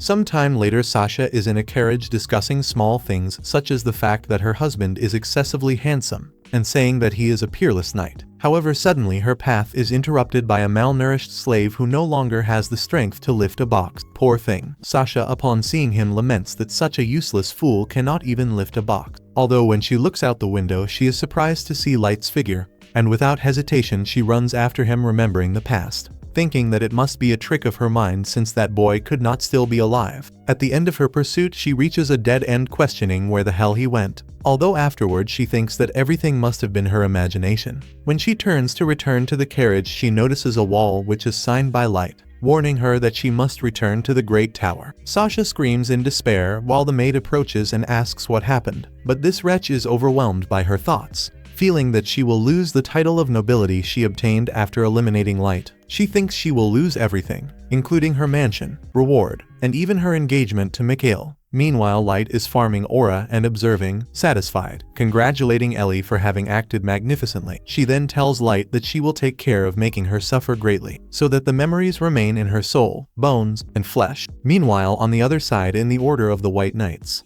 2 of the sick members are torturing a human, while another is there taking advantage of a slave and asks his captain if this is true. If that former knight called Keto really stole Grandius and ended up aligning himself with the Dark Elf and massacred all the humans he saw along the way. He laments that if so, a high commander will send them to clean up the mess. One of his companions named Mulsey, somewhat irritated, tells him that his duty as a white knight is to intervene in the disaster that former knight caused. But Sharpheart asks him not to be so serious, since he prefers to stay there fondling the slave's melon. Then, annoyed by the noises, he asks the 2 youngsters to finish off that slave already. Although the 2 refuse, because they bought her with their own pay and can do whatever they want. But then Musty says that they are white knights and humans are fragile, and the fairest thing would be for them to simply bless her with their immaculate swords, granting her a beautiful death instead of a sad and miserable life. These 4 then begin to argue ideologies until the chief of the White Knights orders everyone to be silent. His aura is so great that even the poor bird that was passing by there loses its life. Everyone feels great terror, while the chief orders Nia and Kaya to stop mistreating the human, because this is harming her ability to kill. And he also warns Musty that being so rigid can sometimes be harmful. Finally, he addresses Sharpheart, and without hesitation he takes the human's life, causing Nia and Kaya to panic. Then he sends him to the room saying he will deal with her later. The captain tells Nia and Kaya to get rid of the body and asks Musty to follow him, since now it is time to depart. The captain then advises Sharpheart to avoid getting too close to human women so as not to stain his royal blood, because originally elves have a lot of master blood in their veins. The Order of the Knights is formed only by their masters, and this continuous lineage. Sharpheart replies that they no longer evolve, except for Musty, and the captain says that they have not seen another master for several millennia. The ideal is not to stain the lineage they possess, and he replies that he does not intend to create bastards. He is just having fun since he loves to see human women happy, just because the elf chose them, given that they make great efforts to harm each other so that he does not leave them helpless. And very soon his servant will have to depart, and at that moment the elf walks away, because soon they will receive orders to resolve the disaster caused by Keto. Because whether they want it or not, this individual was a knight, and they cannot allow anyone to tarnish the image of the majestic elf queen. Shortly afterward at night, Sasha hears a loud crash, and when she looks out the window she observes a great tower. She remembers the note in which Light requested a meeting at the great tower, while Ellie in turn comments that the stage is already prepared. On the other side we observe how the slave trafficker is taking the human children, but along the way a hellhound appears. He flees to save his life, and now in a tavern he begins to spread the news that the monster is blocking the road through the village. Now several shipments do not arrive and everyone begins to deduce that it is the fault of that enormous tower. Although the king is not investigating and men are still lacking, the rewards for obtaining information are enormous, so Light is pleased because his plan is working perfectly. Although in the meantime a group of elves takes an interest in Nemo, they approach and invite her to join their group. They are quite surprised because despite her being human she is very beautiful, so they want to go with her to the forest. But they do not ask what they want to do. But Nemo has eyes only for her master, and tells them to go graze grass. Light then warns that Nemo is a valuable member of his group and asks if they can leave her alone. Nemo becomes emotional, although the elves indignantly attack Light, but he counterattacks with his lightning, surprising the elves since he conjured magic without needing to perform any kind of chant. This makes them understand that it is the Black Jester Daggers group. They then continue on their way and Light hopes that the girls will do equally well. Meanwhile, in the forest a group of elves is gathering. To obtain information they use a girl as bait to sacrifice her if they need to escape. However, as they progress the young girl becomes tired and they begin to scold her. But at that moment the hellhound appears and takes one of them. With its tail it sends the other two to hell, and the girl panics because now she will be next. But then the hound sniffs and soon afterward it withdraws. But at that moment a very strange group of individuals becomes quite excited because they found a slave. The girl laments because she had encountered elves, but now encounters a bunch of delinquents. But at that moment the individuals simply throw a healing potion on her, healing all her wounds. The girl is surprised while one of them informs Yuki that they have already rescued another child. At that moment Ellie meets with her asking Yuki if everything is proceeding according to plan. But Yuki simply keeps meowing at every question, making a sort of confirmation signal. However, Ellie is worried because if this plan were to go wrong everything would fall apart, and she thinks that perhaps it would be better to warn the others, although that would be against Light's will. Yuki, upon seeing this concern, recommends that she remain quiet. Ellie asks whether she does not think it would be best to understand and cooperate with Light in everything they can. However, Yuki replies that they are what Light says they are. They live to fight, calm him, serve him and please him. They are his sword and shield, and if they have to die for him, they will die. Ellie cannot believe that she reduces herself to merely a pet, although Yuki responds that that is exactly what they are, and if she comes to doubt Light's intentions, she will not hesitate to kill her right there. Ellie very seriously asks if she could defeat her,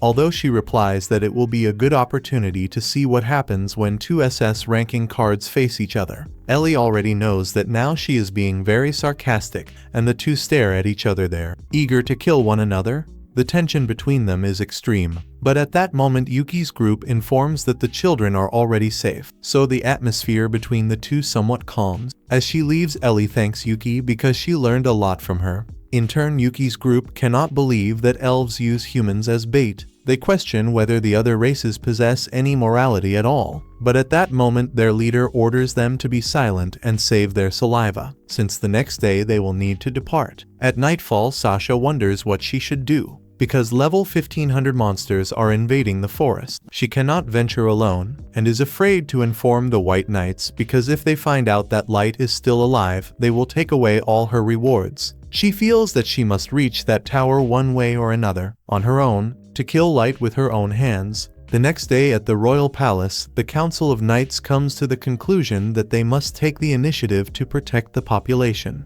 The captain agrees with the Prime Minister, but what they are requesting does not seem very logical, since sending the Order of Knights into combat without precise information is like using a legendary sword to clean a gutter. They cannot send their men without a basic informational foundation, and with that the rest of the council begins to feel a tension that exists between those two. They comment that only one person can restrain them, and that is Queen Liv. She comments that the captain of the White Knights has no points in his favor, and therefore orders the reward to be increased and forces to be united to obtain information. As he withdraws, the Prime Minister demonstrates his displeasure toward the captain, who meets with the Queen and thanks her for the support since she is in fact his mother. He is being greatly favored. The Queen replies that she would never place her beloved son in a dangerous situation and warns that this Prime Minister is a major problem since he is using the sudden emergence of the tower as a pretext to meddle in court affairs. She merely mocks it. However, Haji recommends that she not lower her guard with that man, because it is certain that he will not hesitate to carry out a coup d'etat. The Queen replies that this does not concern her as long as he is with her. But what causes her unease is the strange appearance of that bizarre tower. Haji asks whether she happens to be referring to the return of the demon, and she becomes very serious, responding that if that is the case the alliance of the 8 nations should take charge. But in response the savior could only be a human. She laments, wishing she could redo everything.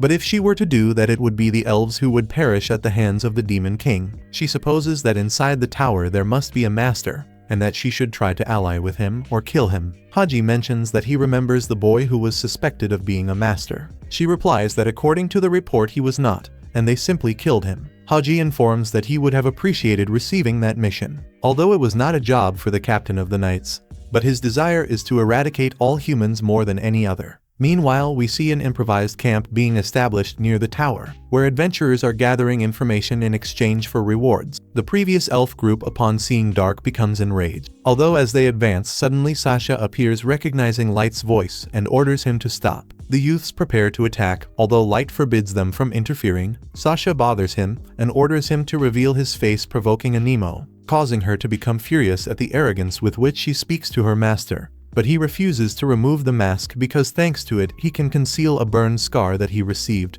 But Sasha does not care and orders him to remove the cursed mask. She slaps his face and causes his mask to fall, although soon after she feels repulsion upon seeing how he actually has very ugly burns on his face. She orders him to cover that repulsive face once and for all, and Light replies that it was she who asked to see it. Sasha decides to leave and says that it would have been better for him to have simply died than to live with those scars. Light then thanks Gold and Anemo for restraining themselves, because it must not have been easy. He does not understand how he failed to perceive Sasha's personality 3 years earlier, but she was simply pretending at the time, so there was not much he could have done. He informs that it is time to proceed with what was planned. While they venture into the forest, we observe how the earlier elves follow the youths. After wandering through the forest for a while, Light asks how long they plan to keep following them, warning that if they continue in that manner they will die from running so much. The elves respond that they are the only ones who will die, and Light comments that he warned them. And after a long pursuit, the youths gather beneath a huge tree. Light notes that they have arrived and congratulates them because in truth they did not give up and continued following him.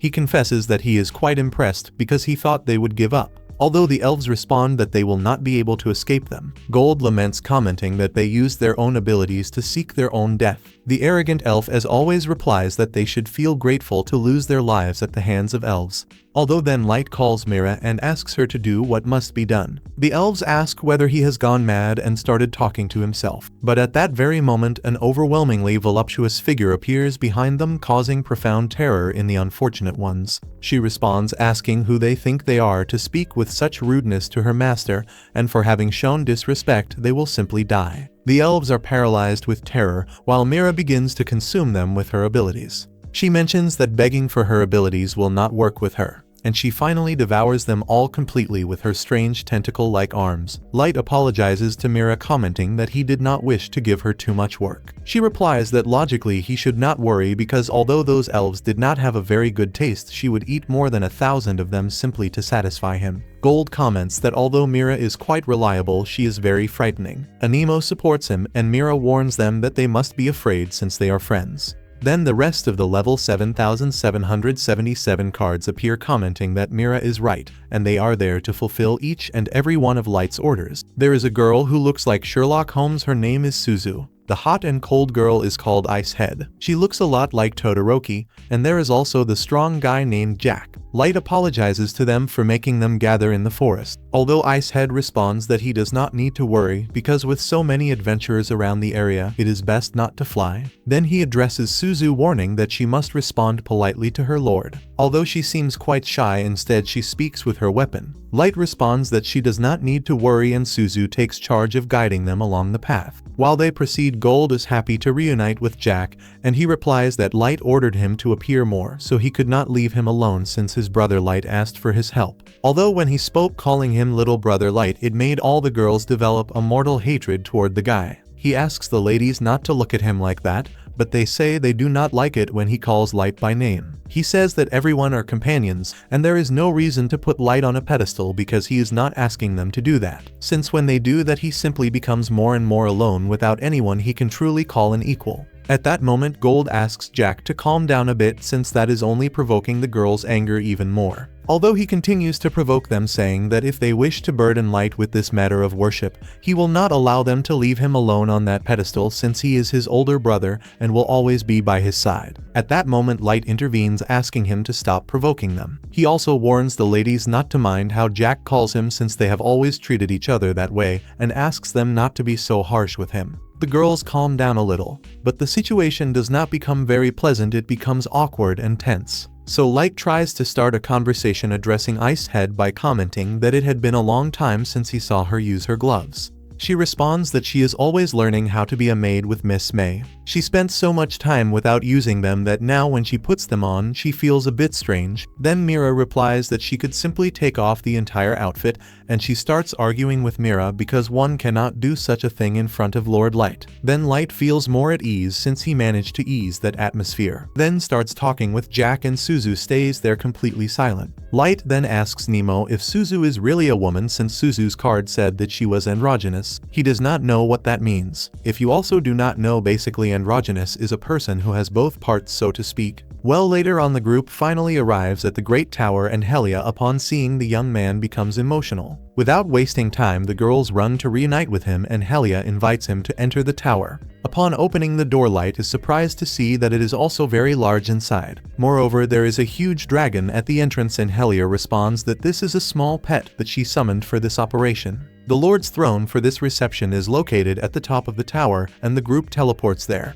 Everyone kneels before the Lord and Helia prepares to review the details of her plan. She asks everyone present to give her their attention, and she reports that Sasha's engagement with the member of royalty is a perfect opportunity that could not be wasted. She then took advantage to add her own twist to the events. With the experiment, she plans to use the most powerful force of the Elven Kingdom, the White Knights, to test the capability they possess. Light thinks it is a good idea. Sasha then continues explaining that in addition, they will be able to capture the White Knights, thus weakening the power of the Elven Kingdom and forcing them to submit. Moreover, they will also interrogate them for information about the Masters, and thus they will gather more and more about the neighboring nations. This tower will serve as a base for all operations on the surface.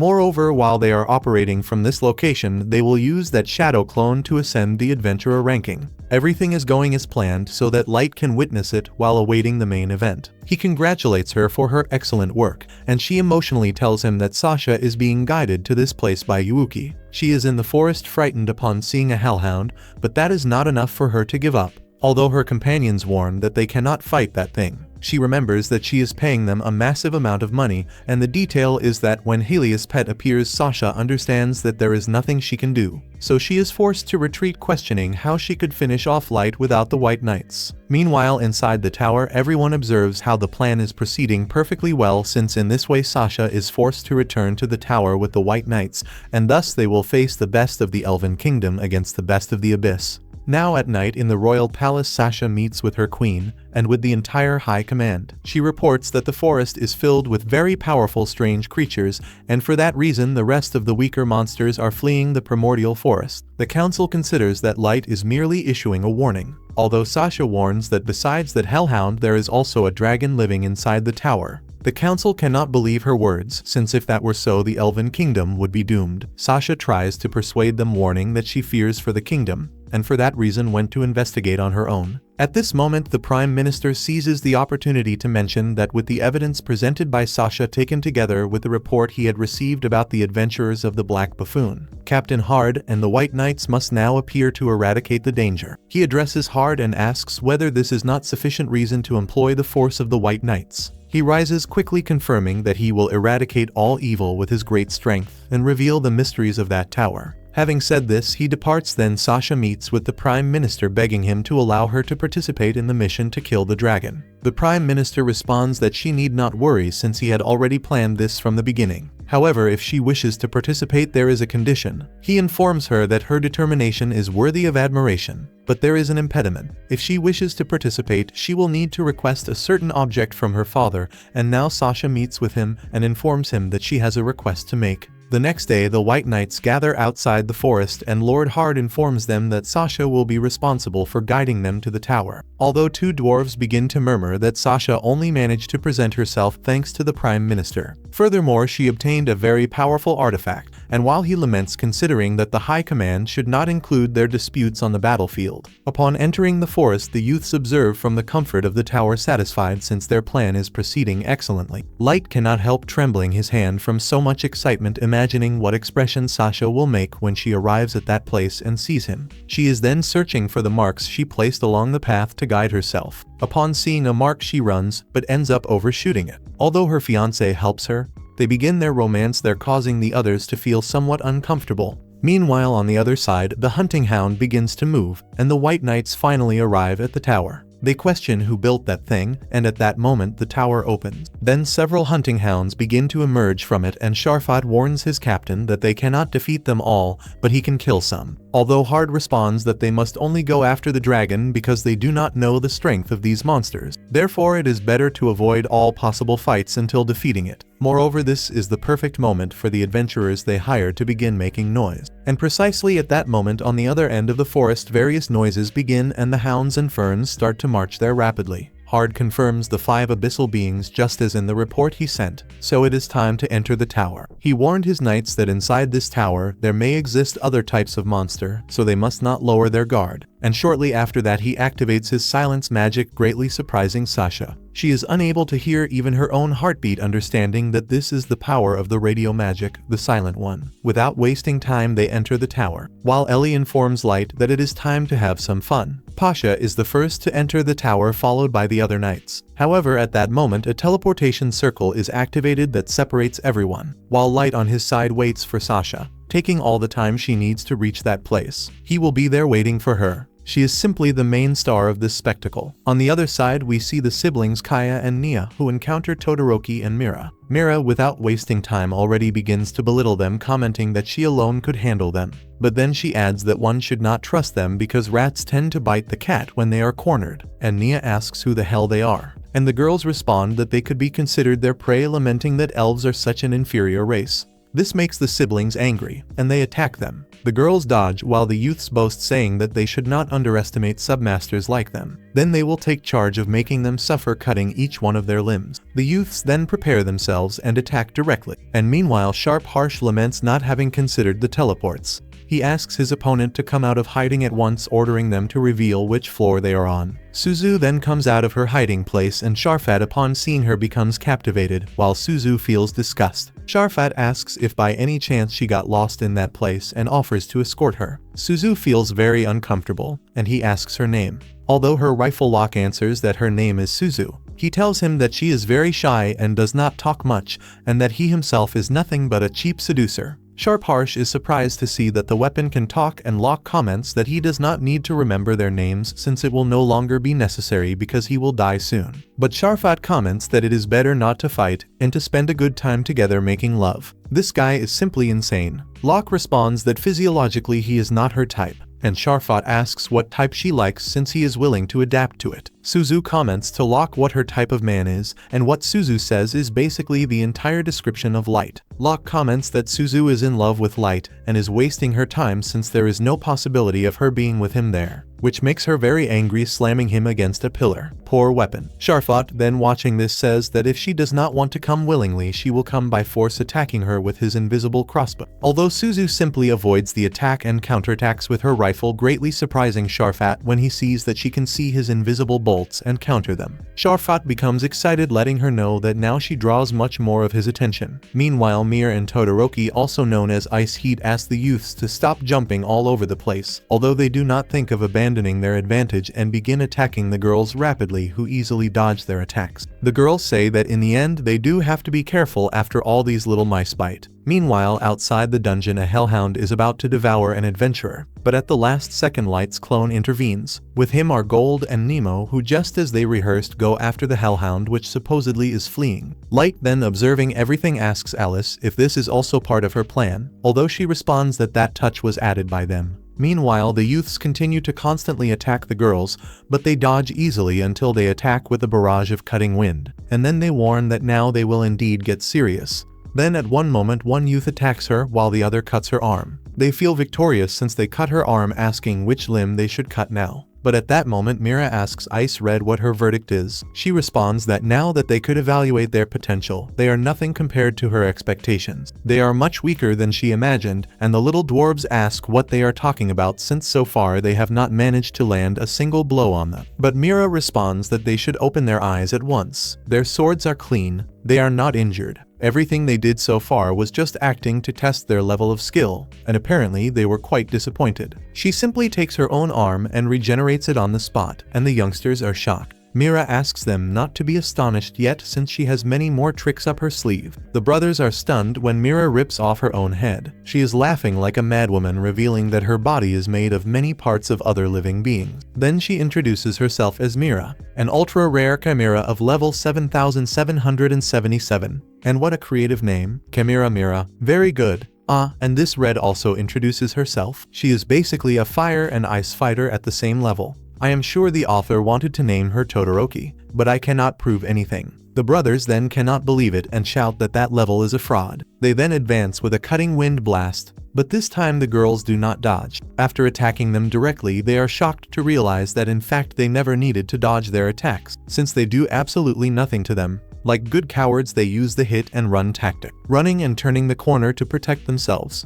But Ice Red says that the game is over. Mira, already afraid of what is coming, tells her to wait because she needs to protect herself too. Then right after she is protected, Ice Heat prepares herself. On the other side, we see Suzu dodging the elf's attacks. He is very confident and attacks constantly, thinking he has her cornered. However, when he comes out of the smoke screen, he is surprised. Besides being beautiful, she is also very strong. He asks if by any chance the guy she likes is called Light, suggesting that the best thing she can do is forget that loser and go with him, that he will make her happy. Locke replies that now he is dead, it would have been better for him to stay quiet. Suzu then enters a murderous aura, and I definitely would not want to be that guy right now. He is screwed. The youths on the other hand reach a dead end, wondering what they should do. However, at that moment they begin to feel an intense heat, wondering if those women are feeling that heat wave as well. Then both begin to work together, creating an ice barrier to protect themselves. But the barrier does not last a single second and shatters into pieces. They keep invoking another one, but unfortunately for them, Ice Heat is basically cooking them. Her fire is so strong that she is basically turning them into barbecue.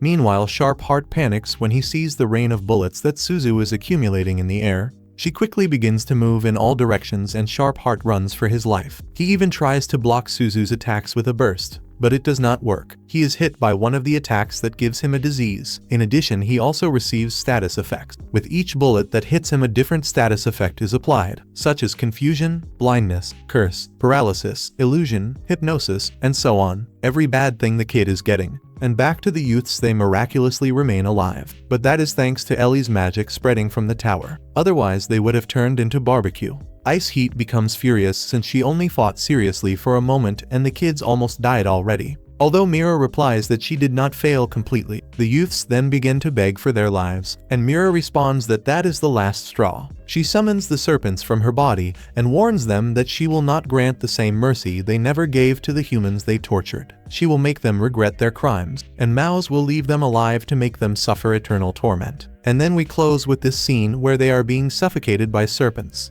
And soon after we see that he is agonizing, asking Suzu to forgive him. But she is very enraged and begins to stomp on his head, saying die over and over. But Locke asks her to calm down, since Light would be very sad if she killed the guy. Light only asked her to measure his strength, and if she really kills him, he will be sad. Realizing her mistake, she begins to cry, although Locke asks her to calm down because surely Lord Light will not blame her for it. Then we see Light, who asks Ellie where Sasha is. She asks if by any chance he would like to see her, but he replies that no, and that he prefers to simply wait for her to open the door. He is very anxious waiting for his turn, and Sasha is too, since she wants to make her appearance and use her mysterious weapon against him. On the other side, we see Jack, who is facing Musty. He introduces himself, and right after Musty does not listen. Although Jack does not mind and says they will see who remains standing, but he recommends that he surrender since he hates beating up the weak. Musty then responds that this level 7777 is nothing but a lie, although Jack suggests that he use analysis to see that he is not lying. But then Musty does not respond at all, and Jack asks if by any chance he does not even master that simple spell. The guy gets annoyed and says that he will simply destroy him. He attacks Jack, warning that he will show no mercy,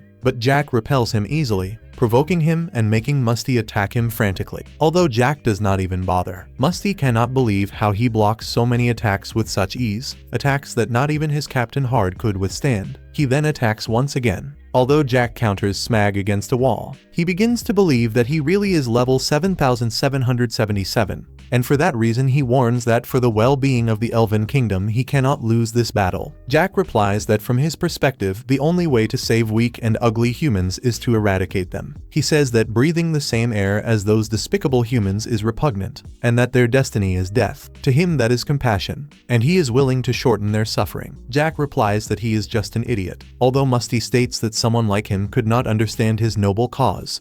Then he begins to release all the power of his axe, giving up his life energy to obtain more strength. He keeps giving more and more life energy, becoming increasingly stronger. Jack comments that although his ideology is questionable, the truth is that his determination is firm, and therefore he will respond to it. Without hesitation, Musty attacks him with all his strength. Although Jack blocks it with his iron blood, it covers his entire body, and he ends up looking like a statue.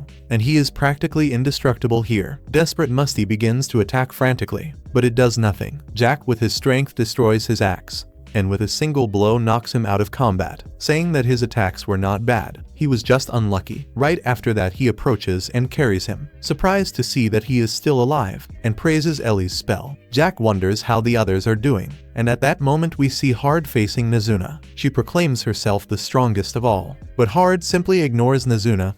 Irritated, she orders him to pay attention when she speaks, and Hard understands that she is an enemy, and Nazuna mentions that her master asked her to test his strength against this opponent. He assumes that she must be strong, but that her master must be even stronger. Hard, then realizing that Nazuna does not speak lightly, notices that she has great experience despite appearing to be a child. However, no one can rival him, and he asks Nazuna to prepare for combat because he will test her. But Nazuna is very excited, and since Hard does not attack first, she decides to start. But she gets a little carried away, and with a single sword strike she destroys a good part of the tower, leaving Hard gravely injured, and if it were not for Ellie's magic, this guy would have been cut in half into little pieces. Nazuna panics, thinking that she already killed the guy, and starts poking him to get up, while Ellie scolds her for having destroyed the wall. The damn Nazuna says it was not her. What a joke. And Ellie asks her to stop lying because she can see perfectly what she did. She reminds her that that tower is connected to her magic, and for that reason she reinforced that floor a lot.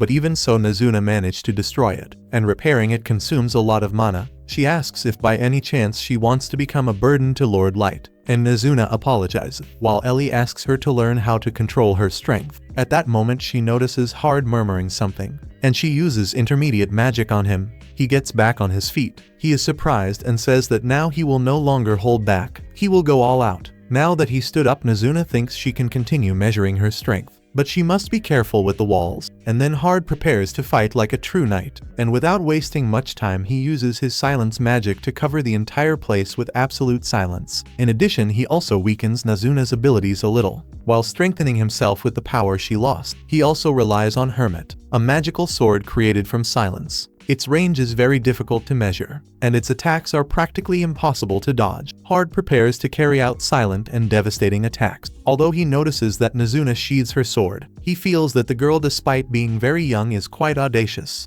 He begins to approach slowly, while noticing that Nazuna is a bit tense. He thinks that this stiffness and nervousness are due to lack of experience. Little does he know. Then Nazuna waits for the right moment and moves in to strike him. In the blink of an eye, she positions herself beneath him and lands a powerful blow that sends him flying against a wall. Hard did not even have time to think and was completely knocked out. Nazuna gets emotional because now, according to her, she managed to control her strength, but she still destroyed part of the wall. She just did not break it completely. She was basically nervous because she did not want to destroy the wall. My god. And Ellie scolds her again in the same way, since despite her not destroying the entire wall, she broke a part of it, and in any case Ellie will have to repair it. Nazuna tells her to shut up and calls her an old witch, since she is doing everything she can to restrain her strength. Nazuna asks her master to tell the witch to stop mistreating her, while Ellie takes care of repairing the walls, and Light asks her to leave her alone, because at least she managed to capture Hard. Ellie understands and asks Nazuna to take that trash behind her up to the top of the tower.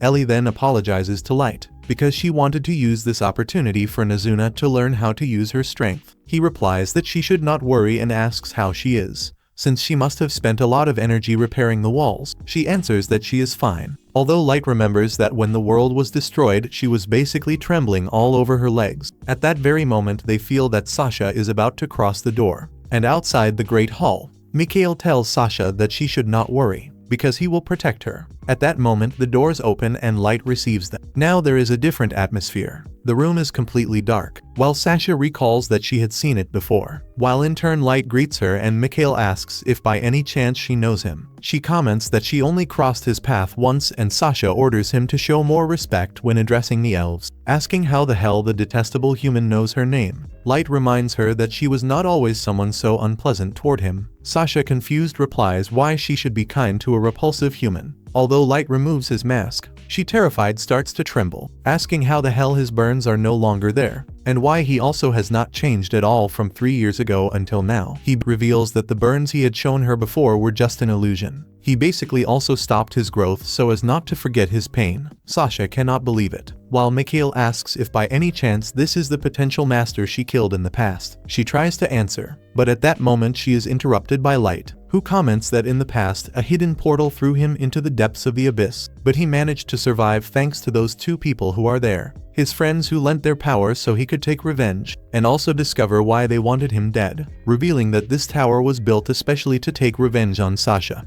and that she should feel proud of that. Mikhail starts to laugh, mentioning that Sasha is the goddess of fortune. She does not understand, but Mikhail explains that they will take advantage of this opportunity and tame the dragon and eliminate all the threats of the country. They will keep the secrets and technologies of that tower to ascend at court. Sasha replies that he is right, and then turns to Light, warning that he has only prepared his own grave. However, he stands up very seriously and grabs his staff. Soon after, he orders his servants not to interfere under any circumstances, and they obey. While Light approaches her, he comments that he has a wedding gift to offer, and it will be his icy revenge. However, Sasha starts to laugh, mentioning that she does not know how much stronger he became, but that he is still human, that he is no match for her. Moreover, now she possesses a family treasure, and by using the ocarina, she summons angelic creatures. Very confident, she reveals that it is a treasure of a noble family, of the phantom class, the angelic ocarina, and that he will die under its power. One of the archangels attacks Light, who dodges the attack. He congratulates the monster,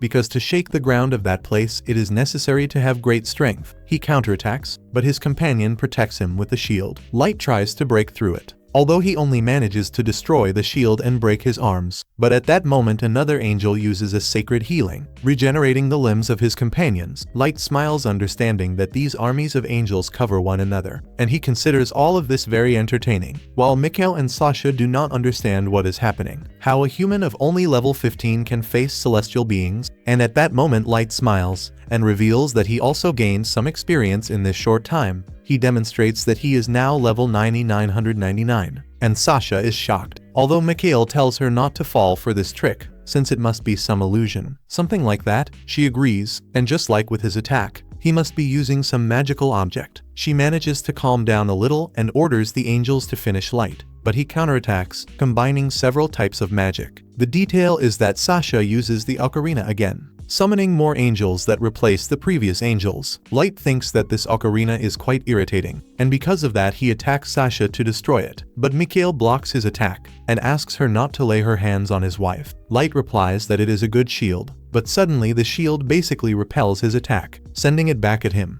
The girls worry about Light, while he asks what the hell that impact was. Mikhail, smiling, reveals that that shield is basically a blessing and a punishment. It is a treasure of a noble family, and the punishment is for those who challenge the heavens, and it also carries the blessing, which considerably increases the statistics of celestial beings. He comments that the fight ended before it even began, while Sasha is there smiling, asking Light if he thinks that an insect like him will manage to get out of there. Ellie and Yuki are quite irritated, but at that moment Light starts to laugh, and he asks them to let him show what the true meaning of the word despair is. Ellie and Yuki already become desperate, asking him not to do that, but Light releases his restraints. He dissolves the first level of the spiritual seal, and activates it using code 999. The chains begin to break, and a dark aura permeates the entire place. He invokes the funerals of Grunir. His staff then transforms into a spear, while we observe that this causes damage to him. But Light is very excited, because now he will show despair. Sasha is already shaking with fear, and Mikhail as well. Mikhail then orders Sasha to send her angels to attack. Meanwhile, Light calmly advances toward the end.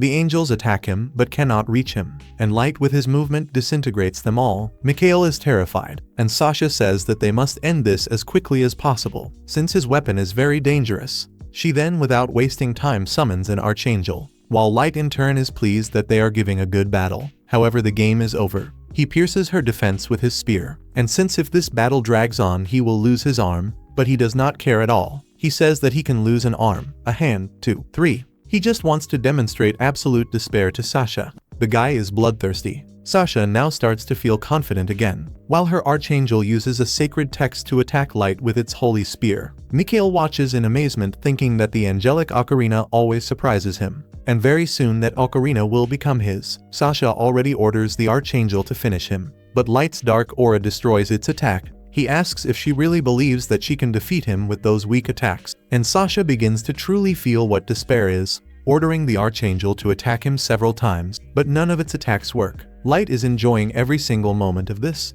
and emotionally he asks her to try harder or he will kill them faster than she imagines. Mikhail and Sasha panic, and desperately they ask their angel to destroy him. It accumulates a set of attacks, although Light shows that everything is useless. Then Sasha once again starts to play the ocarina. Although she panics when she sees that no more angels appear, the ocarina simply disintegrates in her hand. While Light comments that it was enough for him to slightly increase his attack power to eradicate her summons, Mikhail asks what the hell that spear is, since nothing in the world can destroy a Phantom-class artifact. But then Light replies that this is a Genesis-class spear. This is the god exterminator, Grunir. Mikhail thinks that all of this is a bad joke, since earlier he was saying that he was level 9999. And now he talks about a special Genesis class that does not even exist. Sasha screams at Light, telling him not to consider himself a god just for destroying everything. And then Mikhail still feels somewhat confident thanks to his blessing and punishment shield, since supposedly any attack against him will be useless.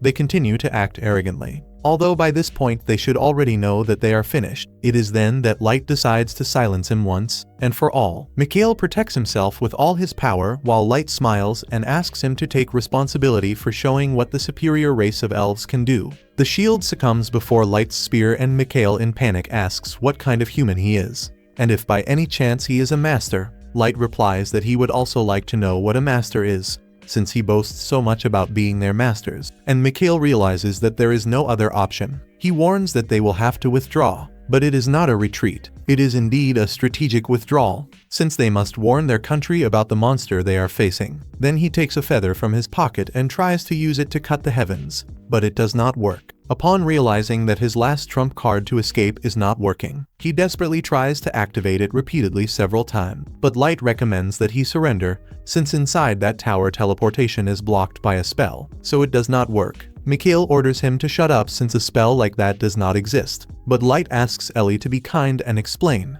Ellie replies that it is normal for him to think that way since that spell truly did not exist until she created it. They understand that there is no way to escape, but they think that not everything is lost yet, because surely their beloved captain will rescue them, and he has a level of 3000. He will eliminate them in the blink of an eye. However, if they allow them to leave, it would be possible to spare their lives. Light merely smiles and asks his group to enter the room. When the doors open, Sasha and Mikhail are astonished to see that all of their friends are simply in a deplorable state. Light's friends have simply finished off each and every one of them, but then he informs them that they should not worry, and then approaches them and asks what they were talking about earlier regarding the hope of being rescued. Mikhail, seeing that there is no way to escape, simply lowers his head before Light. He comments that he has an offer for him and proposes joining forces to rule the Elven Kingdom. While Sasha watches without understanding anything of what Mikhail is saying, she asks if by any chance he has lost his mind, although he merely ignores her and comments to Light that with his power and talent for politics, it would be very easy to conquer the world. He offers the throne, the kingdom, and anything he wants. But Light simply responds asking if he truly thinks that he wants that. Light then says that he is very mistaken because what he seeks is truth and revenge, and in that case Mikhail asks if he can let him go, since he never thought of killing him. In truth, he has nothing to do with this matter involving Sasha, and Sasha panics because she cannot believe that Mikhail is abandoning her, although he orders her to shut up and calls her ugly, revealing that he was already fed up with those forced engagements, because if it were not for that he would never have been interested in an ignorant peasant like her. Sasha begins to cry desperately, thinking that he truly loved her, saying that he is a miserable man. She truly believed in his love, but it was all a lie. Everyone merely watches this melodrama, although Mikhail asks Light if he would like him to take responsibility for killing Sasha. But Light replies that he would never ally himself with him, and asks Ellie to take care of him. Then she begins to approach, showing that she had an immense desire to conclude her revenge, but she had to restrain herself, since she could not disobey the orders of her esteemed master, so she had to contain her murderous impulses. But now she will make sure that he has a painful death, and Mikhail desperately asks her to spare his life, since he now knows the greatness of Sovereign Light, a benevolent and admirable being. Sasha responds that now he understands the greatness of her master, although she is here so that he can understand it even better. She will do a few little things to him. It is then that he desperately tries to flee, but Sasha uses her thorny vines and captures him. She then uses a spell on him that makes him suffer to the same degree as the insults he directed at Master. She then probes his mind, while Mikhail begs for forgiveness, but Ellie ignores him and continues torturing him, while Sasha is there completely terrified, watching the horrifying torture that her former fiancé is suffering. Light informs her that now she is next, and she understands the situation. She asks Lodge to remember how she hugged him when he was crying in the street. She always defended him when others tried to harm him, but he says that it was all just her trick. A simple performance, because deep down she despised him and only wished for his death. Sasha panics and recalls that Drago also hurt him. It was not only her fault, but even so, according to her, she is not guilty of anything, and she asks if by any chance he does not remember how he loved her. She also offers her body so that he lets her live. At that, Yuki becomes enraged and intervenes, since she is basically insulting her master, trying to offer a false love and denying her sins, so she will take responsibility for delivering her to the carrion, so that they devour her completely. Afterward, she will take responsibility for reviving her repeatedly, to repeat the same cycle. And I think this revenge of hers here is much better than the protagonists. But then Lodge intervenes and says that she can no longer say a single word, and then addresses Sasha. He reveals that he does not intend to kill her, but that he will make her suffer an eternal martyrdom. She will not die until he discovers the truth and decides what to do with his own powers. Then he says that she will be able to relax and enjoy herself with Goru in the darkness of the deep abyss. He then steps away and Sasha begs him to please forgive her, although at that moment he returns the arrow with which Sasha had struck him in the past, then asks Mira to take care of the rest. Mira promptly makes sure to make her suffer an eternal torment, and the desperate Sasha begs Light to make it stop, because she only wished to be happy. She sought nothing but happiness, and Light responds that one cannot seek happiness while trying to harm others, as he withdraws, leaving Sasha to suffer. But the consequences of wielding the spear begin to affect him, and he falls to the ground. But before losing consciousness, he seals his spear. After some time, the girls gather worried about their master, and Mizuna asks Alice if her great master will be fine. She does not know how to respond, because their great Lord Light used limited expenditure without rest for 3 years, and Grunir was the only elite card that he managed to obtain. Both May and she had been investigating, and the only thing they were able to discover is that this spear is extremely powerful, and that it ended up requiring 4 level 999 souls. However, Lord Light decided to release one of the seals, and the power that surged devoured his body. So now the only thing they can do is wait and trust him. At that moment, Light awakens and recalls the instant he lost consciousness. He tries to apologize, but May asks him not to apologize. She is the one who has to apologize. Worried, she asks him to rest, saying that when she saw his tears at their first meeting, she thought she understood how much he desired revenge, but she asks him to be a little more sensible, since he is not alone. Everyone there is with him. Meanwhile, in the Elven Kingdom, the High Command is informed that it has received no news from the White Knights. Based on everything that happened, they assume that they must be dead, although the Queen orders the messenger to be silent, since her beloved son is the strongest elf in the world. The messenger replies that 3 days have already passed since his disappearance. This had never happened before. The Queen is already quite irritated and orders him to be silent, although the meeting is interrupted by another messenger who informs that a horde of dragons has invaded their lands. Then we see that Ellie is leading those dragons, and they fly over the city. While Ellie communicates directly through minds, she introduces herself as the sorceress of the tower and states that she received several unwelcome visitors. She expects the responsible person to present themselves, and if they do not comply, she will destroy everything. Then she makes a small demonstration by attacking the surroundings of the city. So now, with everyone terrified, they decide to speak with her. She gives them 3 minutes to come, and at 2 minutes and 50 the Queen appears. She introduces herself as the sovereign of the Elven Kingdom and informs Ellie that she does not appreciate her crude threats. She therefore orders her to recall those horrible creatures. Ellie responds that she is quite rude and that her unpleasant knights invaded her tower without invitation. The Queen asks what she did with her knights, but Ellie replies that she is not obligated to answer. However, she has a question for her. For what reason did she send those criminals to her tower? She asks if perhaps she did it because she wished to steal her riches and her research. The indignant Queen asks if she is calling her a thief. Ellie informs her that she does not trust her and is certain that she is not mistaken. She then prefers to verify directly in her mind and approaches the Queen. In panic, the Queen orders her to step back, and a minister orders the knights to protect the Queen. But Ellie simply summons those Mortal Kombat-like scenarios with several bizarre trees, and then everyone ends up dying. Those trees basically feed on the flesh of their victims and expand without limit as long as there are enemies. The queen in panic runs away, although Ellie easily captures her and says that she has many questions to ask. After capturing her, she uses her powers to read her mind, making the queen suffer greatly in the process. Upon reading her mind, she understands that the queen was not lying. However, she can feel deep within her soul a violent discrimination against humans. That is the reason why from that moment on she orders her to immediately free the humans enslaved in her kingdom. In the same way, she must also abolish slavery, making her know that if she opposes her orders she will make her die. It is then that the queen simply abolishes slavery in the Elven kingdom, and then May takes responsibility for explaining the entire situation to Light. He becomes emotional upon discovering that now many humans are fleeing to other countries and to his kingdom. Light understands that now it is time to begin, although May suggests that he should continue resting. But he responds that he only wants to reassure the others. So he meets with the group, who become emotional upon seeing him. Later at the top of the tower, Light is observing the humans. While they are protected by their beasts and also by their companions, Ellie informs that adding the people who fled from other countries, there are around 5,000 in that area. Those people have been freed and are preparing the surroundings so that soon they can live in a self-sufficient way. He comments that he realized that if that world were corrupted he would burn everything. But in the end he changed his mind,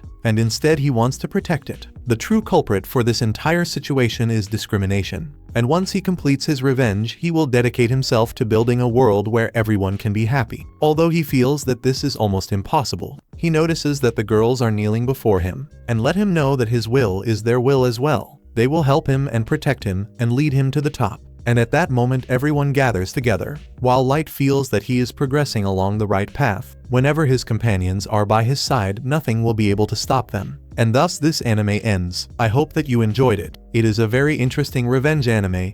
It has some very funny parts in the middle, and the protagonist is very good. He simply goes there and does what needs to be done. He does not waste time with nonsense. Well, I hope that you enjoyed it, and leave a comment on the video. If you could choose one of the girls that are here, which one would you choose? I would go with Mira. And you, that is it. Stay with God. Thanks, see you, and until the next video.